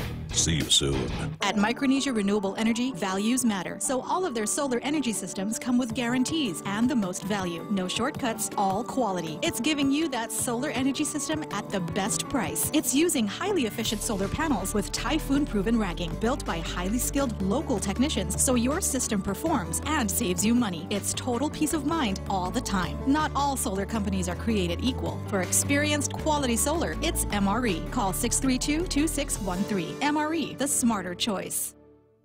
A mea culpa from a comedian and her network after comments made about the first daughter. Both CBS and Samantha Bee apologizing after Bee's vulgar comments describing Ivanka Trump on Full Frontal Wednesday. The network stating Samantha Bee has taken the right action in apologizing for the vile and inappropriate language, adding those words should not have been aired. It was our mistake too, and we regret it. The statement came moments after Bee's own tweet apologizing, saying it was inappropriate and inexcusable. I crossed the line, and I deeply regret it. Bee's already lost one sponsor, Auto Trader, after remarks aired.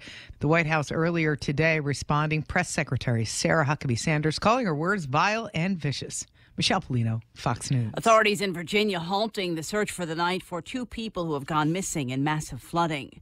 The first state in the union will now be the first to enact state-sponsored sports betting after the Supreme Court's landmark ruling. Effective 1:30 p.m. Eastern Time on June 5th, Delaware's 3 casinos, Delaware Park, Dover Downs Hotel and Casino, and Harrington Raceway and Casino, will operate full-scale sports gaming systems. In a statement from Governor John Carney, state officials announcing that starting Tuesday, betting will be offered for single-game and championship wagering in professional and collegiate sports, with the exception of teams that are based out of Delaware per state law. Delaware now becomes the first state to establish a sponsored wagering system following the May 14th Supreme Court ruling that declared a federal ban on state-sponsored sports betting unconstitutional. Matt Napolitano, Fox News. The newest U.S. weather satellite has produced a sharp snapshot of the Earth. NOAA released its first image today. It shows the Western Hemisphere in detail from 22,000 miles up. Last week, the agency reported that critical infrared sensors in the satellite's main instrument were not staying cold enough, but the picture relied mostly on the few unaffected channels in visible light and near infrared. Lisa Lacera, Fox News Radio.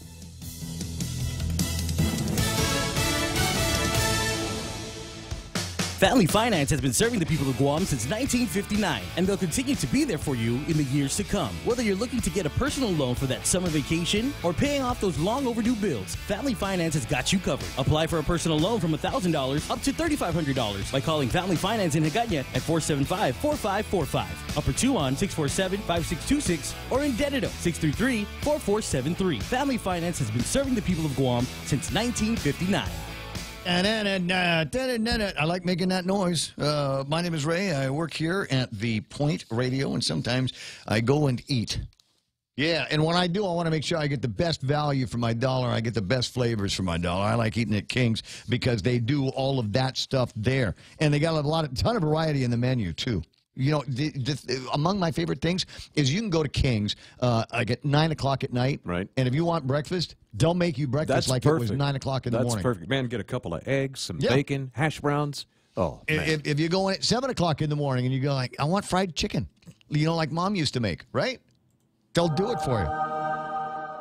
So they got this local lunch favorite deal, and today is Friday, and beef tenactac is what's on tap for today. But they got a bunch of other things that you might be able to try and sample, Salisbury steak and pork sinigang and beef chamorro, etc. They've got a pick 2 or pick 3 combo. Try it out. Let me know how it works with your lunch today at King's. Say hello to high-speed data on the widest 4G LTE network in the Marianas. We've just upped your prepaid data, so make your big plans bigger with 1 gigabyte of data per day. Bigger prepaid data for your big plans that just keep getting better. Enjoy high-speed data and unlimited local talk and text on the widest 4G LTE network in the Marianas. Text LTE to 3282. Select a plan and enjoy 1 gigabyte of data per day.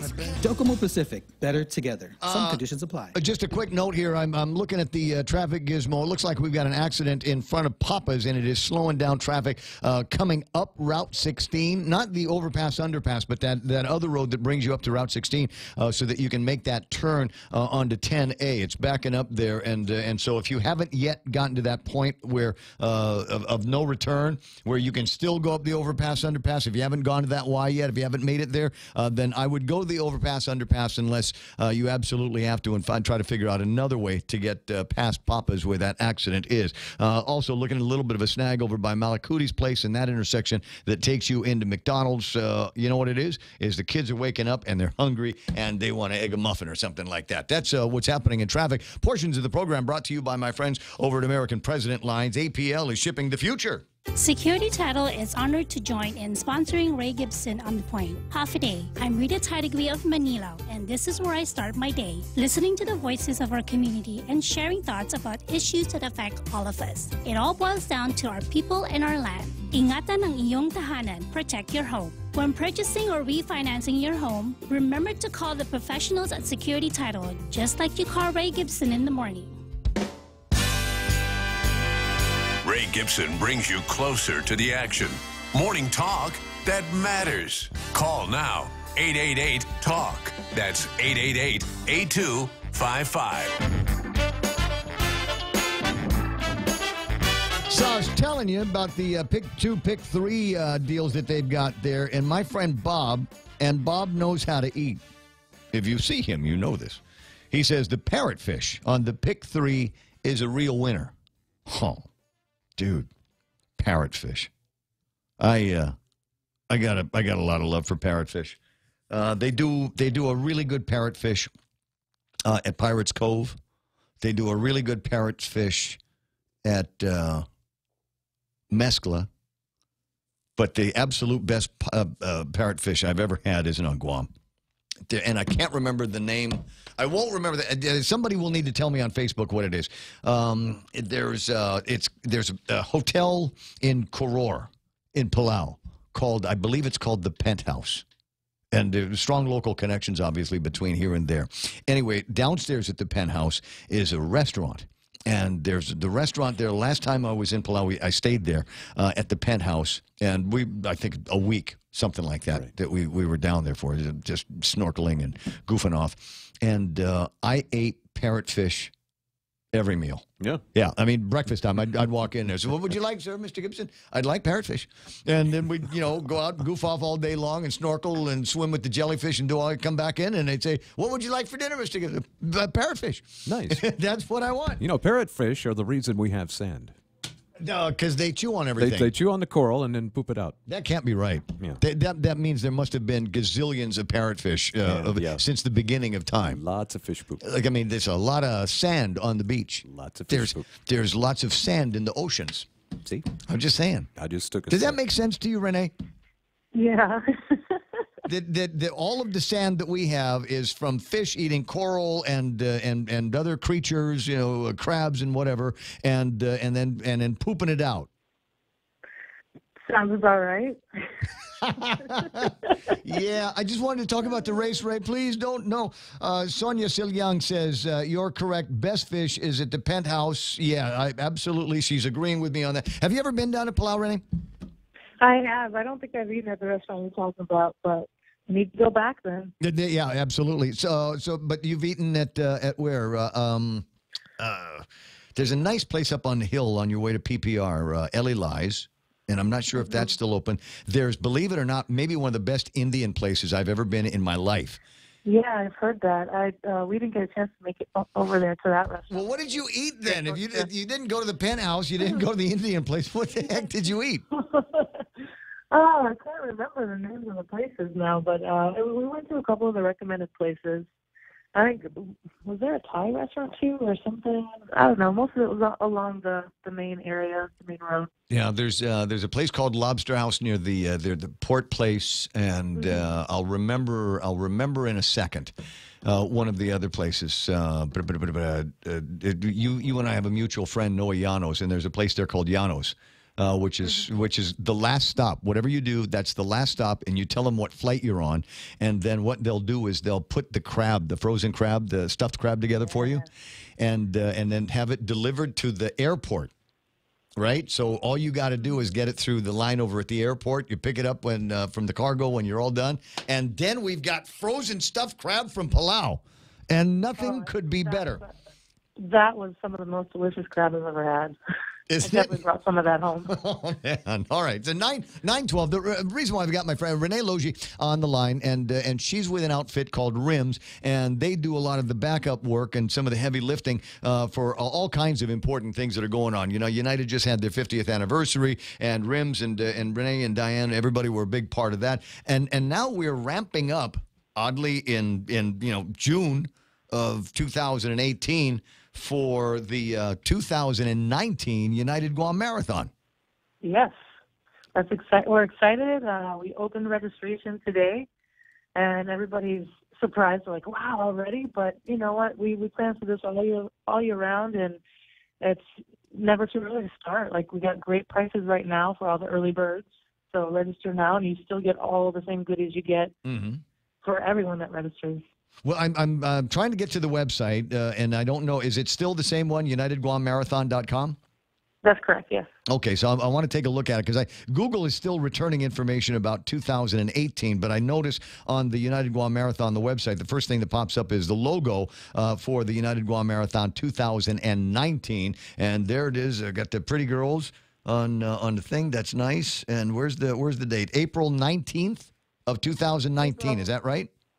April 14th. We need to. No. I might have. It was only on the page for a second, so it was just it was a flash and it was gone, and then I've gone back into the deal. Okay, so register now. I can click on register now, and it will take me to the place. April 14th, 3 a.m. until 11 o'clock. The venue is Tumon Bay, Guam, and if I click on register, if I go through this enough, it'll take me all the way through the process. But of course, I'm going to wait until you give me a special code.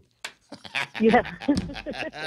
That means you're committed to being another ambassador for us, I guess. Absolutely. I absolutely will. I'd be happy to. I hope I was satisfactory with all the things that we did for the 2018. Yeah. And I guarantee that I'm going to be a part of the 2019 marathon. I just don't know if I'm going to run the marathon.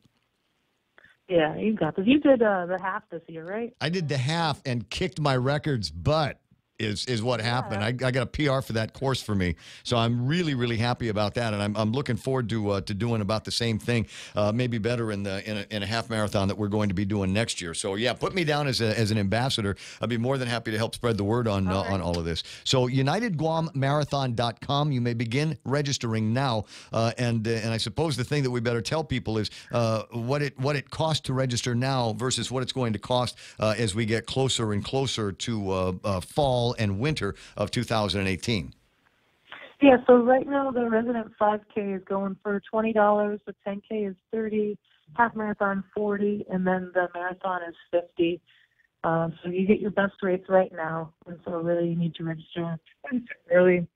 And you can do this from off island because everything is web based. You can sign in with Athlinks. You can use Cronus Track if you want to, or if you don't want to sign in with either, you just keep going as a guest, and you'll be able to lock that in. When is the next the increased date? The first of the dates where the prices are going to go up. This early bird rate's going to be good for 1 month. It's for the entire month of June, and then July 1st it will go up. Okay. All right, so July. Yeah. So you get to start thinking about it now. Pick the race. If your eyes are bigger than your stomach and you go and sign up for the marathon, but then you realize that maybe you're not going to be able to make the marathon, you can always move down into the half marathon or change your races. We saw a lot of that last minute moves in the last race because there were people that said they were going to run a long race and everybody said, right on. Then I'm going to sign up for the 10K and I'm going to kick butt. And then the guys. It happens. People, they start the training, injuries come up, stuff happens in life, and, sometimes you have to make the change. So we are trying to make it easier so that people, if you did need to downgrade your race or even upgrade, let's say you change your mind, you're like, oh, I did the 10K, I really want to push myself for a half marathon. Yeah. You can do that online now, and so you can take care of your changes yourself. Well, there's a lot of time between now and April the 14th, but I just wanted for the benefit of the people that maybe got inspired, maybe last time ran. In fact, I know people that ran their first 5K was in the 2018 United Guam Marathon, and you might be thinking now is the stay on course with your training plan, stay on course with your running regime.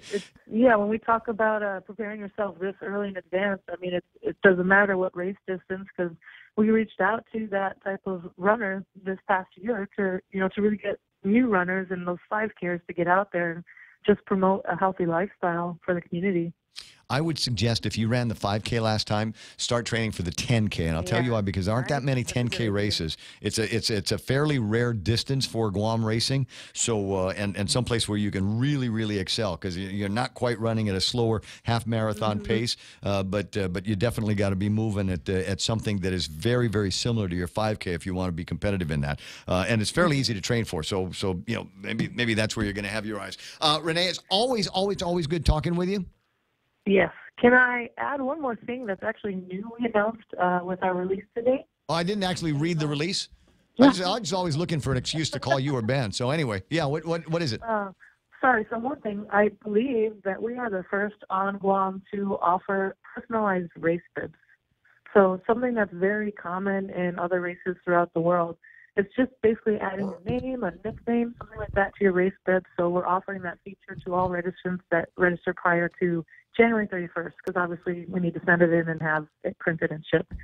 But yeah, you have a 10-character limit, so like your bib can say number 10 and then Ray or something, whatever you want to say. Perfect. Awesome Ray will fit inside that 10-character limit. Awesome. Anybody that watches me on Facebook knows that I'm kind of a stickler for having my name pretty much everywhere that my image might be. So that might be fun. So I could put Gibson out there on that thing. So, it's something kind of fun, and it will really encourage our spectators to cheer you on by name instead of go number 10. Yeah, it's that guy. Hey, Mr. Runner, go Gambate Kudasai. Right on. That is a neat addition, and I'm sure that there will be other neat additions as we get closer and closer to April 14th. Right on. Okay, Renee, I'll talk to you pretty soon. Thank you. Have a good day. I promise I'm going to have a great day. 9:19 on the Ray Gibson Show. It's personalized, right? I like that. Get the name out there. Can we do logos? I'll check next time. You should be able to. I'm thinking, here's the deal. Right. You save a letter. So you just put the Gibson. Right. And then a logo. Ooh, the point logo. I'll ask. I'll ask. I'll see if I can big shot my way through that. If my special promo code will allow me to do something like that. What? Hey, I'm always looking for an opportunity. The more I know about things, the more I can talk about them on the radio. 888-8255 is the telephone number. And where have we been in the program?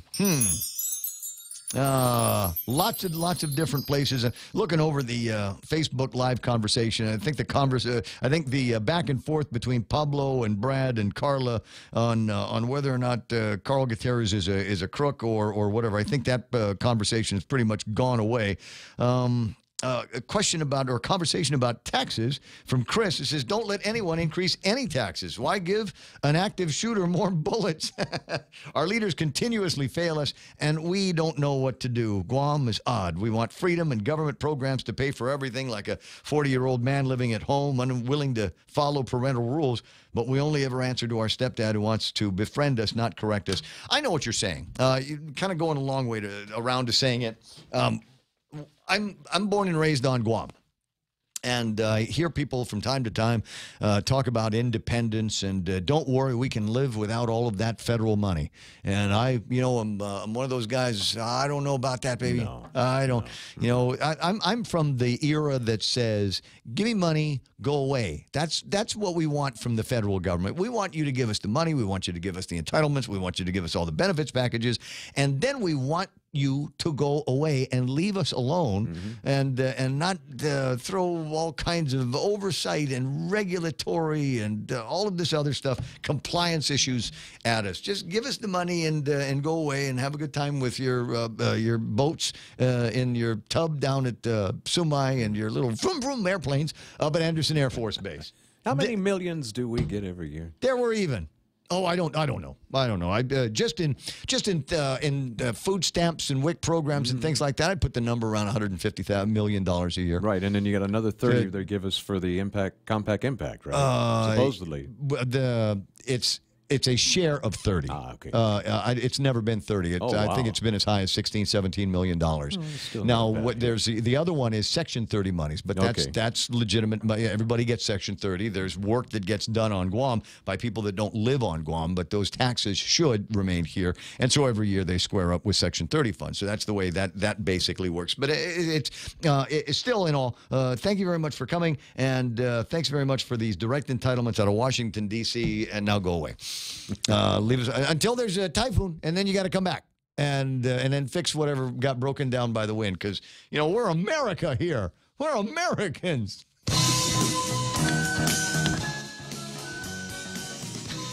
That's the bed you remember. Is this the give me money, then go away? It is now.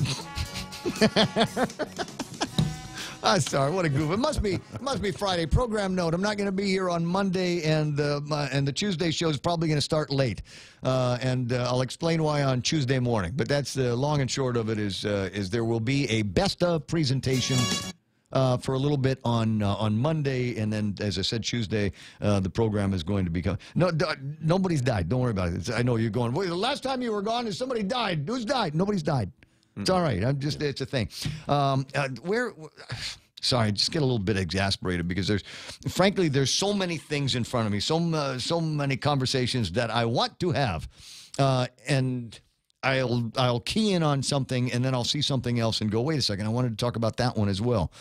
It's like that teenager with the phone for the very first time. Where I put this up earlier. Let me put the picture back up so you can see the spectacle. Is that's the United plane that was leaving for Saipan? That is the United plane that landed in Saipan. Oh, okay. That picture was taken just outside the gate because we don't have an airport that looks like that. Okay. That's I want to say that's at the south end of the Saipan International Airport when you come in, and there's a jetway that probably has not been used at that particular location for years, because that's also where the small airplanes used to fly in at. But now it's got a 737-800. According to Brad Rosala, they actually had to repaint the lines so that the pilot would know where to stop. Because if we go too much further, then the nose of the airplane is in the terminal. Yeah, so we stop over here, spike the stage, and they did that. So there it is, a picture on Facebook Live of the inaugural 737 flight from United up to Saipan, and it's 9:24. It wouldn't surprise me if the first flight from Saipan has already landed, because I want to say it's a fairly quick turnaround out there. Sam Shinohara would have been an interesting guy to talk to about it, but he's out of town. Paula Monk was in Saipan, so we spent a little bit of time with her talking about that, and it was a delight always getting some airtime with her. Very, very rare, as a matter of fact, to be able to talk with her online. But it was nice to hear from her and some of the things that they're doing and talking about when it gets to be Saipan and transportation between here and there. Now, there was another link that Kevin sent me earlier that I did not have a chance to put up, that I'm going to put up now. Because it's something new that they're doing at the Guard place up in Barrigada. It's Reveille in the morning, followed by, what is it, To the Colors? What did I say it was? That, yes. You never listen to me. You never listen to me. Well, it's just so many things coming my way. I can only handle so much. Wait. Okay, so it's To the Colors. I was right. Reveille, and then To the Colors, and then at tonight at 5 o'clock it will be Retreat and To the Colors. And for just to shake people up that have been in the military, here's Reveille.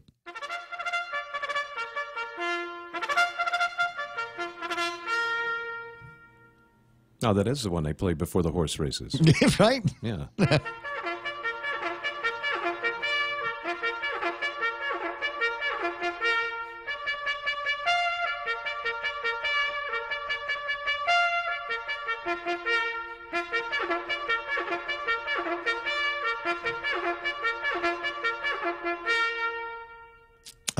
General Rod Leon Guerrero with the Guard says they do this on all the other active military bases. We are a military facility, and we're going to be doing it here. So when you hear that, stop what you're doing. If you're in the car, stop the car, and then pay the appropriate honors and respects. Face the direction of the music or face the nearest American flag, and do what you do. And as I said, Mike this morning's going, well, what if you can't hear it? And people in Agate and Santa Rita can hear. When it goes off at Big Navy in the morning, they know what's going on. Trust me. And it's in stereo everywhere you go. It's really kind of a fantastic thing. So it's 9:27, and a couple of let me just take a quick look at the tape. I write it out every morning, and I should probably get around to getting good at telling you what's on the table of contents. So my table of contents this morning, Tenorio says he supports the repeal of the new tax law. Just a little bit ago, I read you Adeloop's clarification of what Ray Tenorio said yesterday. No!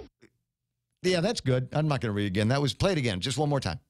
No! Okay, that's the response from Adeloop. Madeline Z. Berdalio made it official yesterday. She walked from her office over the GCIC building, bound with some papers, so that she could officially run for Congress again. And it's a little bit of an interesting fight. I'm not going to say it's her biggest fight. Well, it will be after the primary, after she beats Mike.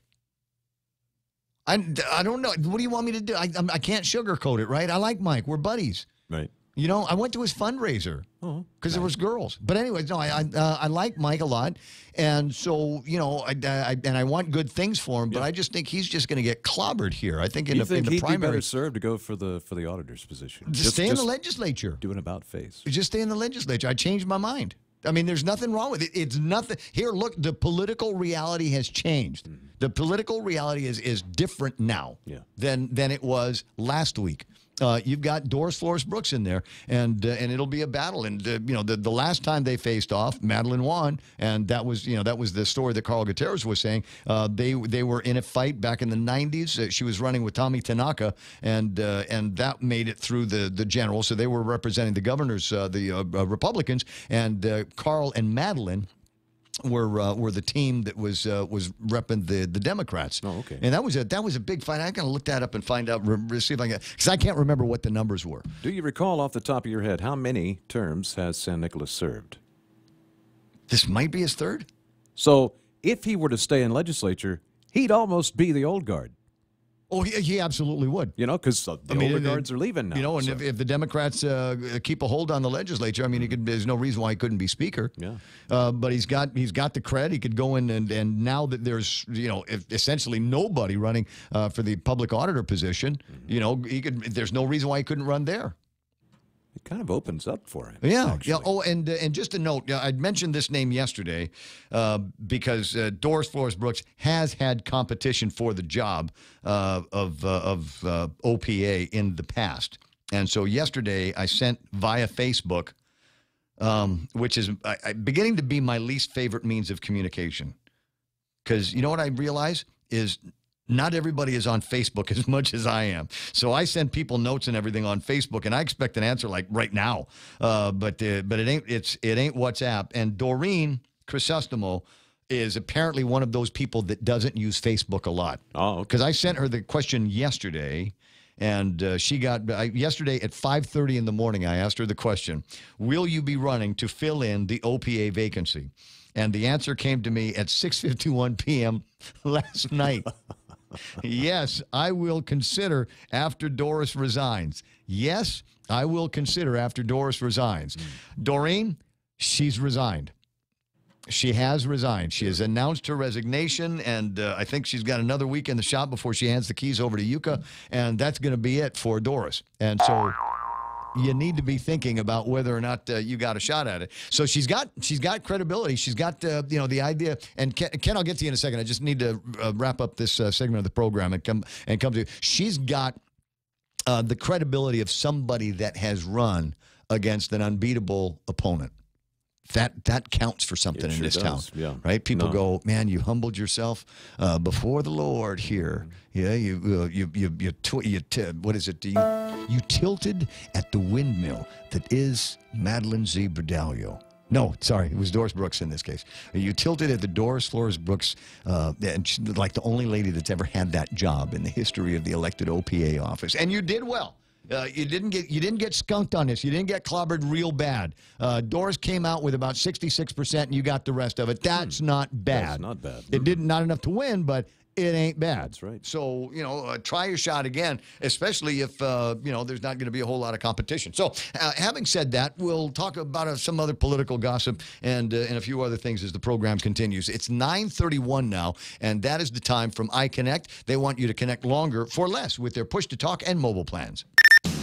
Chili's Smokehouse menu just got tastier with their new smoked honey chipotle short ribs, marinated and smoked for hours. Try the smoked honey chipotle short ribs and chicken combo, or enjoy the family combo with mouth-watering honey chipotle short ribs, Texas-sized baby back ribs, crispy chicken, and juicy barbecue chicken served with home-style French fries and corn on the cob. It's the Chili's Smokehouse menu, now with smoked honey chipotle short ribs, available for a limited time. Chili's, more life happens here.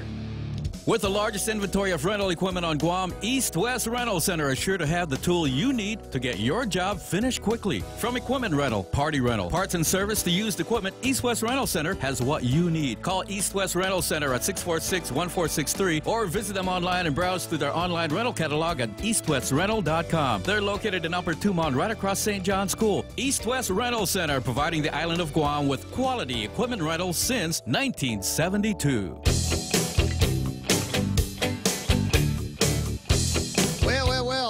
Listen, if you want to see a conversation devolving into a digital fistfight, may I point your attention to thepoint.gu on Facebook and see some of the back and forth. There's myth and legend and law and fact and all of that stuff, and I don't know if we're going to be able to solve all of it in the half hour that we've got left on the program. My pal Ken Leon Guerrero joins me now. Hey, Ken, Hafa a day. Well, it's been exciting watching Ray Tenorio set a new political standard. Now, instead of flip-flops, we have flip-flop flips. Go on. So how many other issues that have been very unpopular with the people as a result of this administration, like the GRRP contract Calvo signed in 2015, the rest of the pay raises that Ray handed out in 2014, how many more of these things will he flip-flop on just for the headline so that he can flip back and say, well, that wasn't what I really meant to say. What I really meant to say is. Well, do you think that's why he did it? I think so. Because he got his 30 seconds of positive press, dubious and skeptical as it was, and then he came right back and said, no, I'm really with Calvo on this one. So Where does he stand? You will never know because he won't answer your calls any sooner than he will answer mine. Yeah, I'm kind of surprised. I'm really surprised about that. I gotta give him a hard time the next time I see him. I always thought that we had a good relationship, and I think I've been fair in my conversations, certainly about him and the administration. If they ever have anything to respond to what I've said on the air. There's no prohibition of calling. I sent him a message this morning. I got blue check marks, so I know he's seen it. Yeah. How do you turn that off, by the way? Him was at the Kalampago meeting, and I told him I'm kind of disappointed he hasn't returned any of my calls or emails, and he threw his staff under the bus. He said, "Oh, those were probably handled by so-and-so. I'm going to talk to them and find out why they haven't passed those calls on to me." And then he ran off. Yeah. And since then, he hasn't returned any of the other calls I've left at his office. Well, it seems to me on this issue in particular, in the conversation that we're having about it, I don't know that, and I'm trying to think of where this all came from. The original... I got word from Kevin Kerrigan, and he sent me a copy of the email in its entirety. It is from Tina Blas, and not from actual Ray Tenorio. So it's somebody on the PR side that put this together. Well, eventually Ray is going to come to the realization that he can't avoid answering to the public directly too much longer. Because the longer he avoids that, the less if it's even possible for his stock at the public level to be any lower. Yeah, well, as I'm saying, in this case, he probably should have. If it was me and somebody said, "Oh, we're going to have to send something out. We're going to have to put something out here and get clarity on this," I would have said no, absolutely not. Let it go. Just let it ride. Let it ride. There will be another opportunity for me to clarify my intentions and also clarify my intentions on this one, but also draw some contrast between the Calvo Tenorio administration and the potential Tenorio Ada administration. Now, it's possible they might be doing this at town halls and village meetings that I'm not attending. But I'm, and I'm kind of focused on what I see and hear in the media, my own included. So if it was me, because this just makes it look like the guys over at Adaloop freaked out. Because it looks like they freaked out and said, "Well, we got to get something out. We got to get something out right away." And if it was me, and if I was the lieutenant governor, and the words, I would have said, "I know what I said. Just let that statement, whatever they printed in the newspaper, whatever you heard in the news." Let it lie. That's what I said. Those are the words that came out. Why do we need to clarify everything? Now it just looks like now it looks like what it might be, which is Eddie or somebody else at the governor's office saying, "Oh my God, why did you say that?" Now it's going to make it easier. It will make it easier for the legislature to repeal this measure that, frankly, they worked their ass off over at Adaloop to get passed. Yeah, I still consider it a miracle that it passed. It looks like ready, fire, aim. Well, and so that's why if it was me, if I was Ray Tenorio, I would have said absolutely not. You leave that out. You don't no more comment. The reporters were there. They heard what I said and they wrote it down and they didn't lie. And I'm not going to lie. So just go out there because now it looks like there's this cover up. That's what it looks. I don't want to say cover up. That's a cover over. Maybe I don't know. Spin. There's a lot of spin. Okay, well let's use that one. Let's use that one. That's what I'm saying. Before I let you go, I got one more comment for you. No. As I live in Santa Rita. Yes. I had some friends over when we were having a funeral for my mother-in-law from the mainland.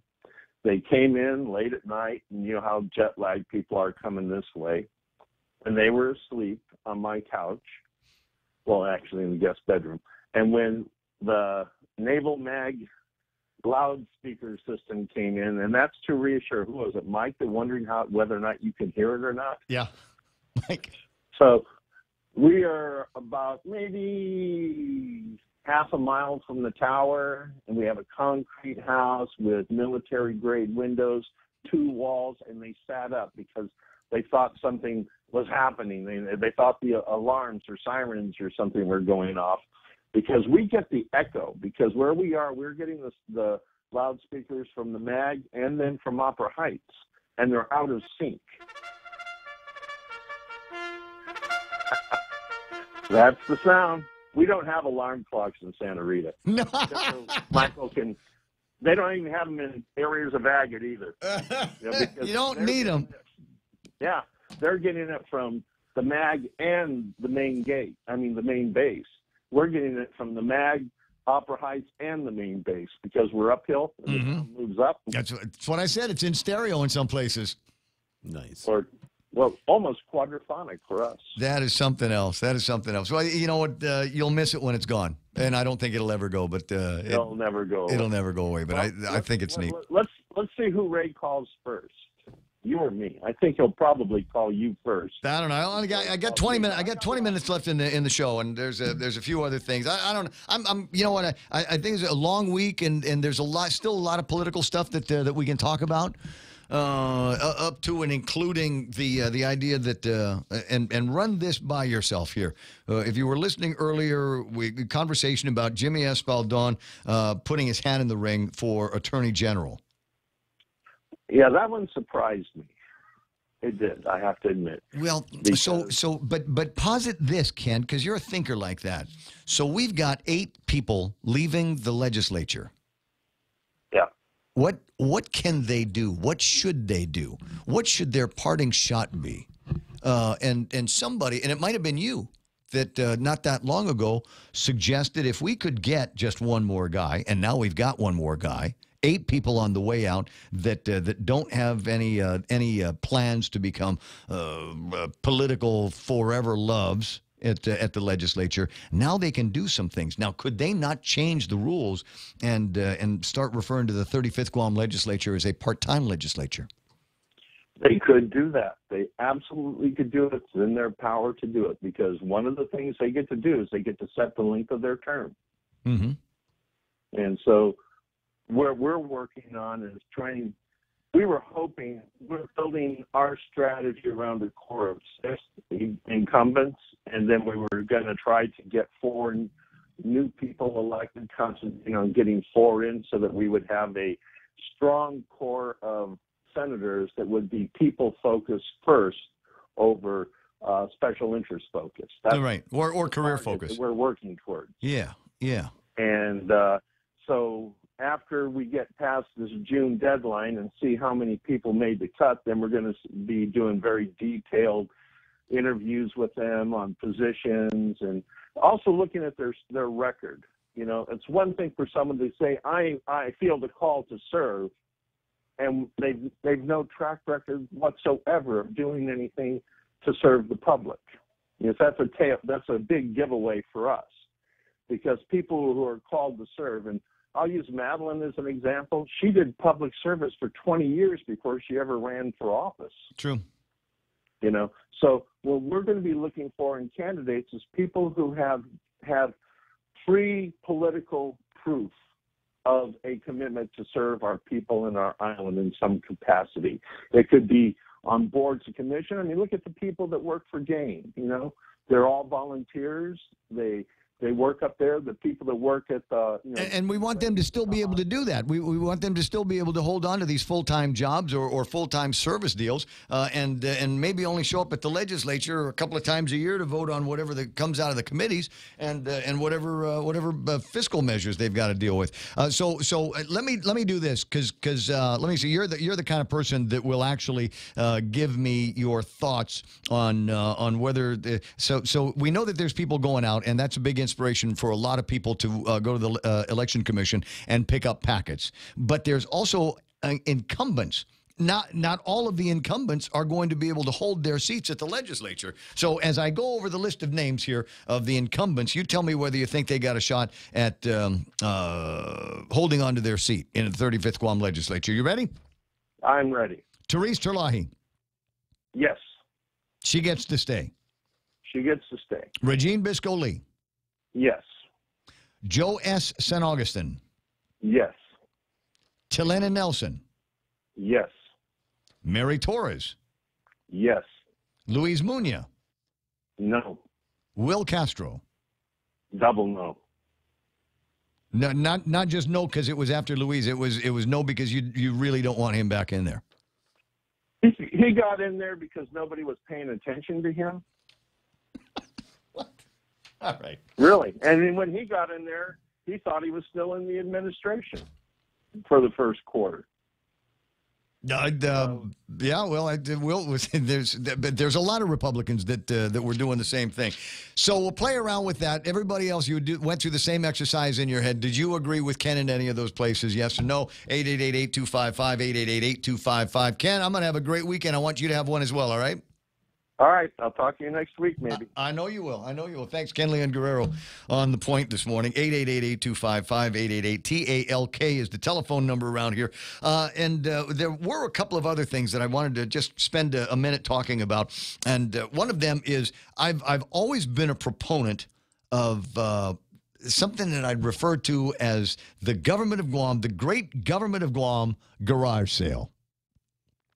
You've done those, right? You ever have to clean out a closet, or you're moving from one place to the other? You don't want to, have to pack all this crap over here, and then when you get to your new place, unpack the crap over there. Yeah, sometimes you just do it after hoarding crap for 3 years. You're like, I got to get rid of some of this stuff. Yeah, eventually, and there's a rule that I don't follow. I tell people, if you haven't worn something in 6 months or a year, you're probably never going to wear it again. You don't need to store it in the closet. Give it away, get rid of it, do something with it, right? A garage sale and sell the thing. But the problem is you do a garage sale, and let me just, having done this several times before, you just got the weirdest people that show up at 4 o'clock in the morning. First thing I want to know is how many permits do you need here to have a garage sale? Oh, you don't need any. You just, that I know of. Finally. I've never, what? That's one thing. Well, everything else you do here, you got to have a permit for it. No, you don't need a permit for everything. Sure you do. No. You're thinking of Hawaii. You're thinking of someplace else. I don't know what you're talking about. Where I need like a building permit, right?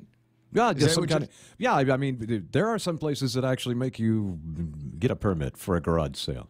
Okay, but this isn't one of them. Okay. No, we're not one of those places. But I mean, there's other kinds of, like a fishing permit. Right. Yeah. Well, there's all kinds I don't know anybody around here that's ever gone to get a fishing permit.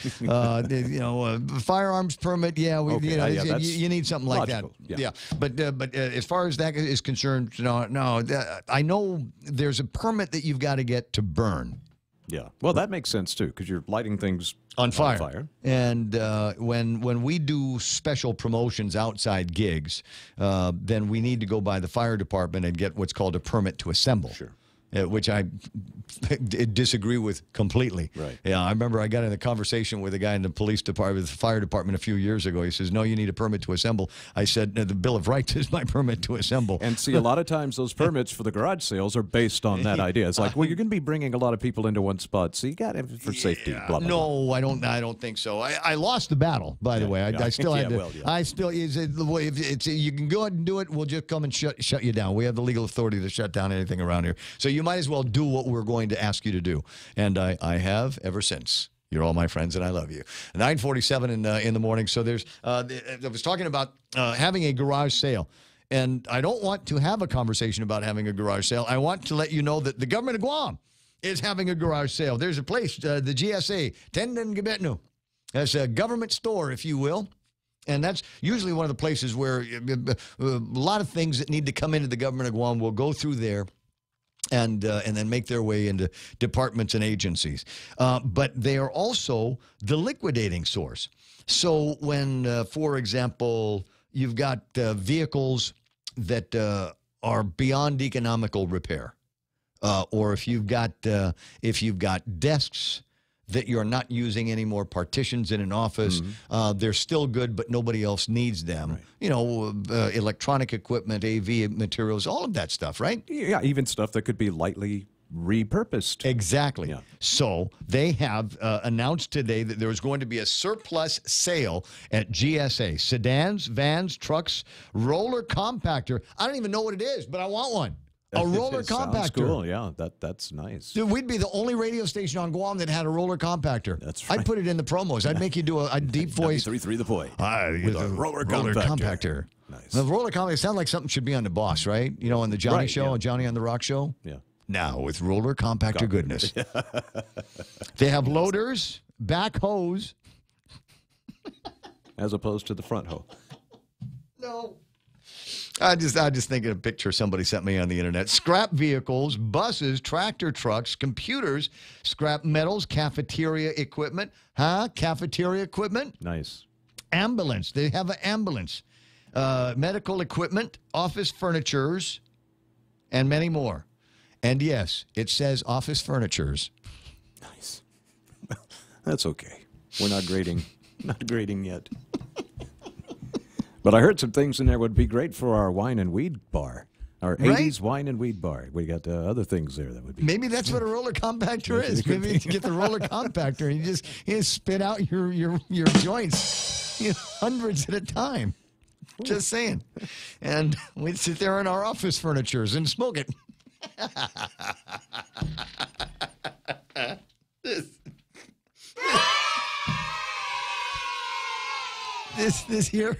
This is why I got into radio.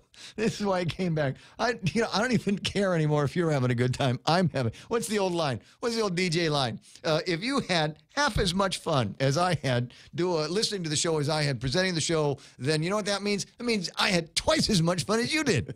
There. All right. Tell you what, it's 10 away from the top of the hour. I need you to hit the button on your furnitures in there so we can take the last break of the program and I'll set up the rest of the day. Howdy, folks. KFC's Colonel Sanders here. It's summer, and KFC has something extra special to spice it up with KFC's new Sriracha Extra Tasty Crispy Chicken.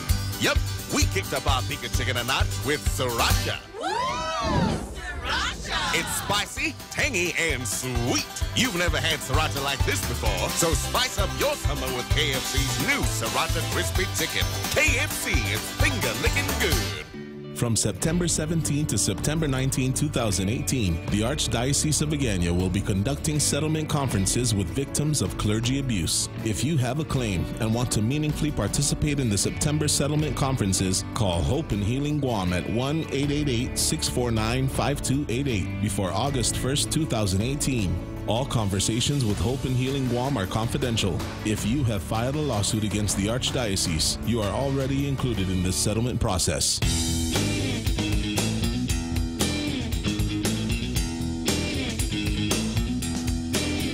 Andre Bainham asking online if you have a circus theme that you can play when we get into the political theatrics or when the political theatrics are apparent. Just want to contribute to the show.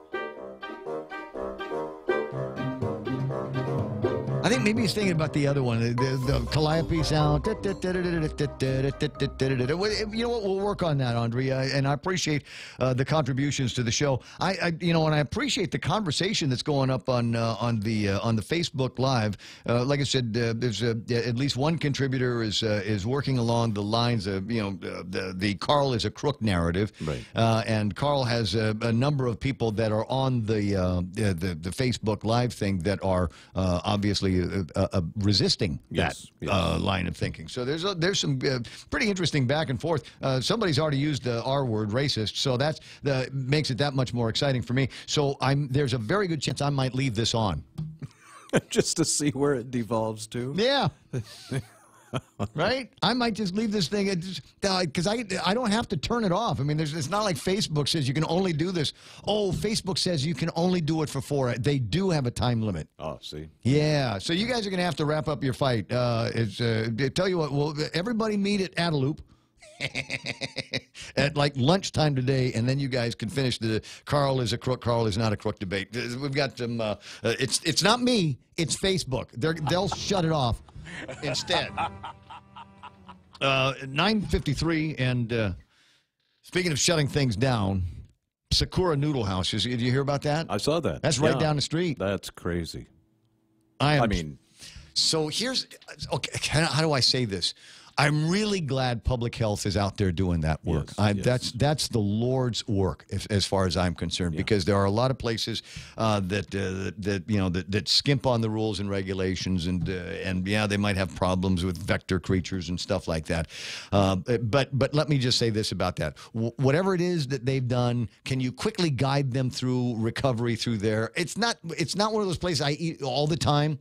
But it is one of our family's go-to places. Right. So if we're having a birthday day, and we're not doing it in the lobby of a hotel or something like that. It's one of those, this is a nice place to go where food's good and it's relatively inexpensive and the service is really nice. And I as soon as they're open, let me know. As soon as these guys have gotten out from the double Ds that they've gotten from public health, let me know so we can go on the radio and throw all that stuff in there. Because it's just, for me, it's... man, I like Sakura Noodle House. Everybody was really surprised. I mean, the word I first heard was on our WhatsApp here. Yeah. And I was like, wow, that's crazy. And then you could see the commentary from everybody else. And it's like, they were just like, wow. That's a good place to go. Ken Williams, who is my bug-killing consultant here, says paying for integrated pest management is better than the humiliation of being shut down.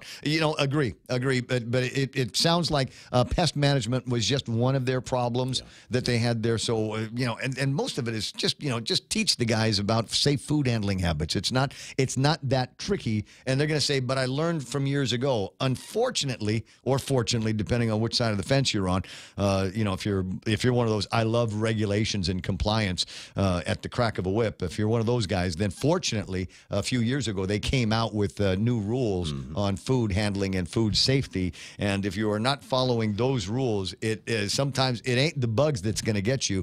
It's things like, that sandwich that's in the cooler. It's not at 47.2 degrees Fahrenheit. It needs to be at 47.1 degree Fahrenheit, and they'll shut you down for stuff like that on repeated offenses. Just saying. So I'm with Ken on that one, but I hope, because there's so many other places. When the Homai, same thing. When the Homai got shut down, right. There were all kinds of people going, no, that's my Homai. No, you guys have got to get in there. So if you're shutting them down, shut them down today, and then let's reopen them tomorrow after they've had a stern talking to and got the finger wagged in their face for a few days, for a few hours, right?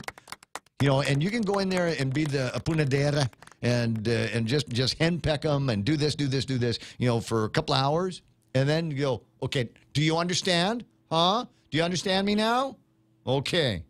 I'm not going to give you an A. We're going to get you're a D, so I'm going to bring you to a C. But the place gets to be open, and we're going to have to tell the newspapers. Okay? I'm just saying. So, good luck. Well, rules and regulations can get to be a pain in the butt. But when it comes to the food, you're glad when they follow them. Because when they don't, that's rough. I'm from here. I got a cast iron stomach. Yeah. Well, and generally, I do too. I mean, but ain't a big deal. Yeah.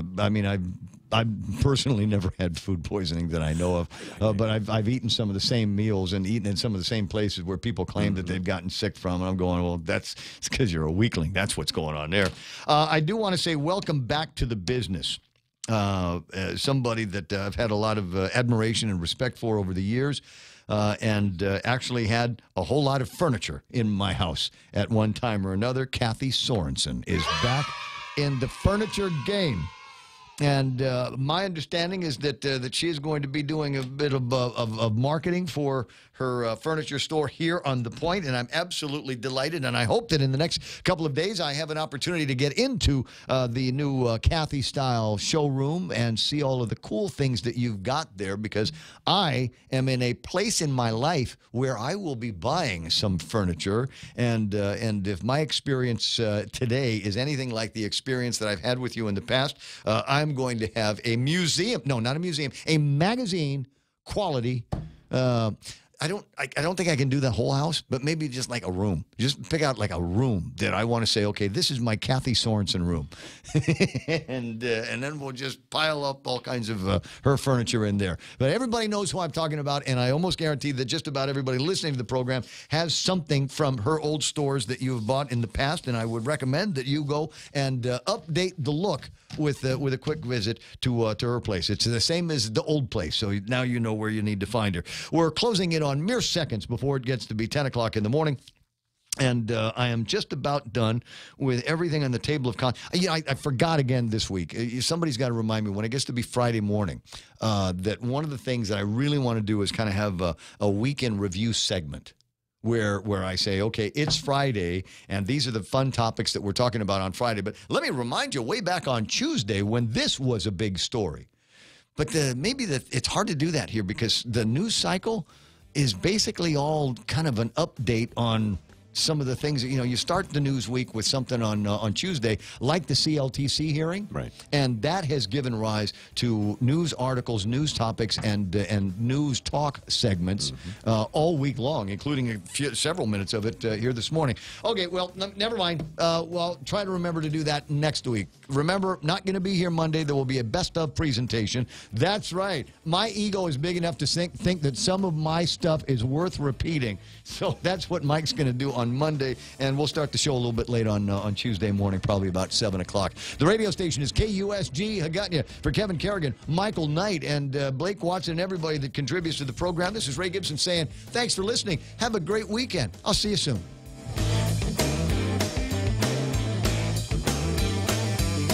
Streaming now on Next Station.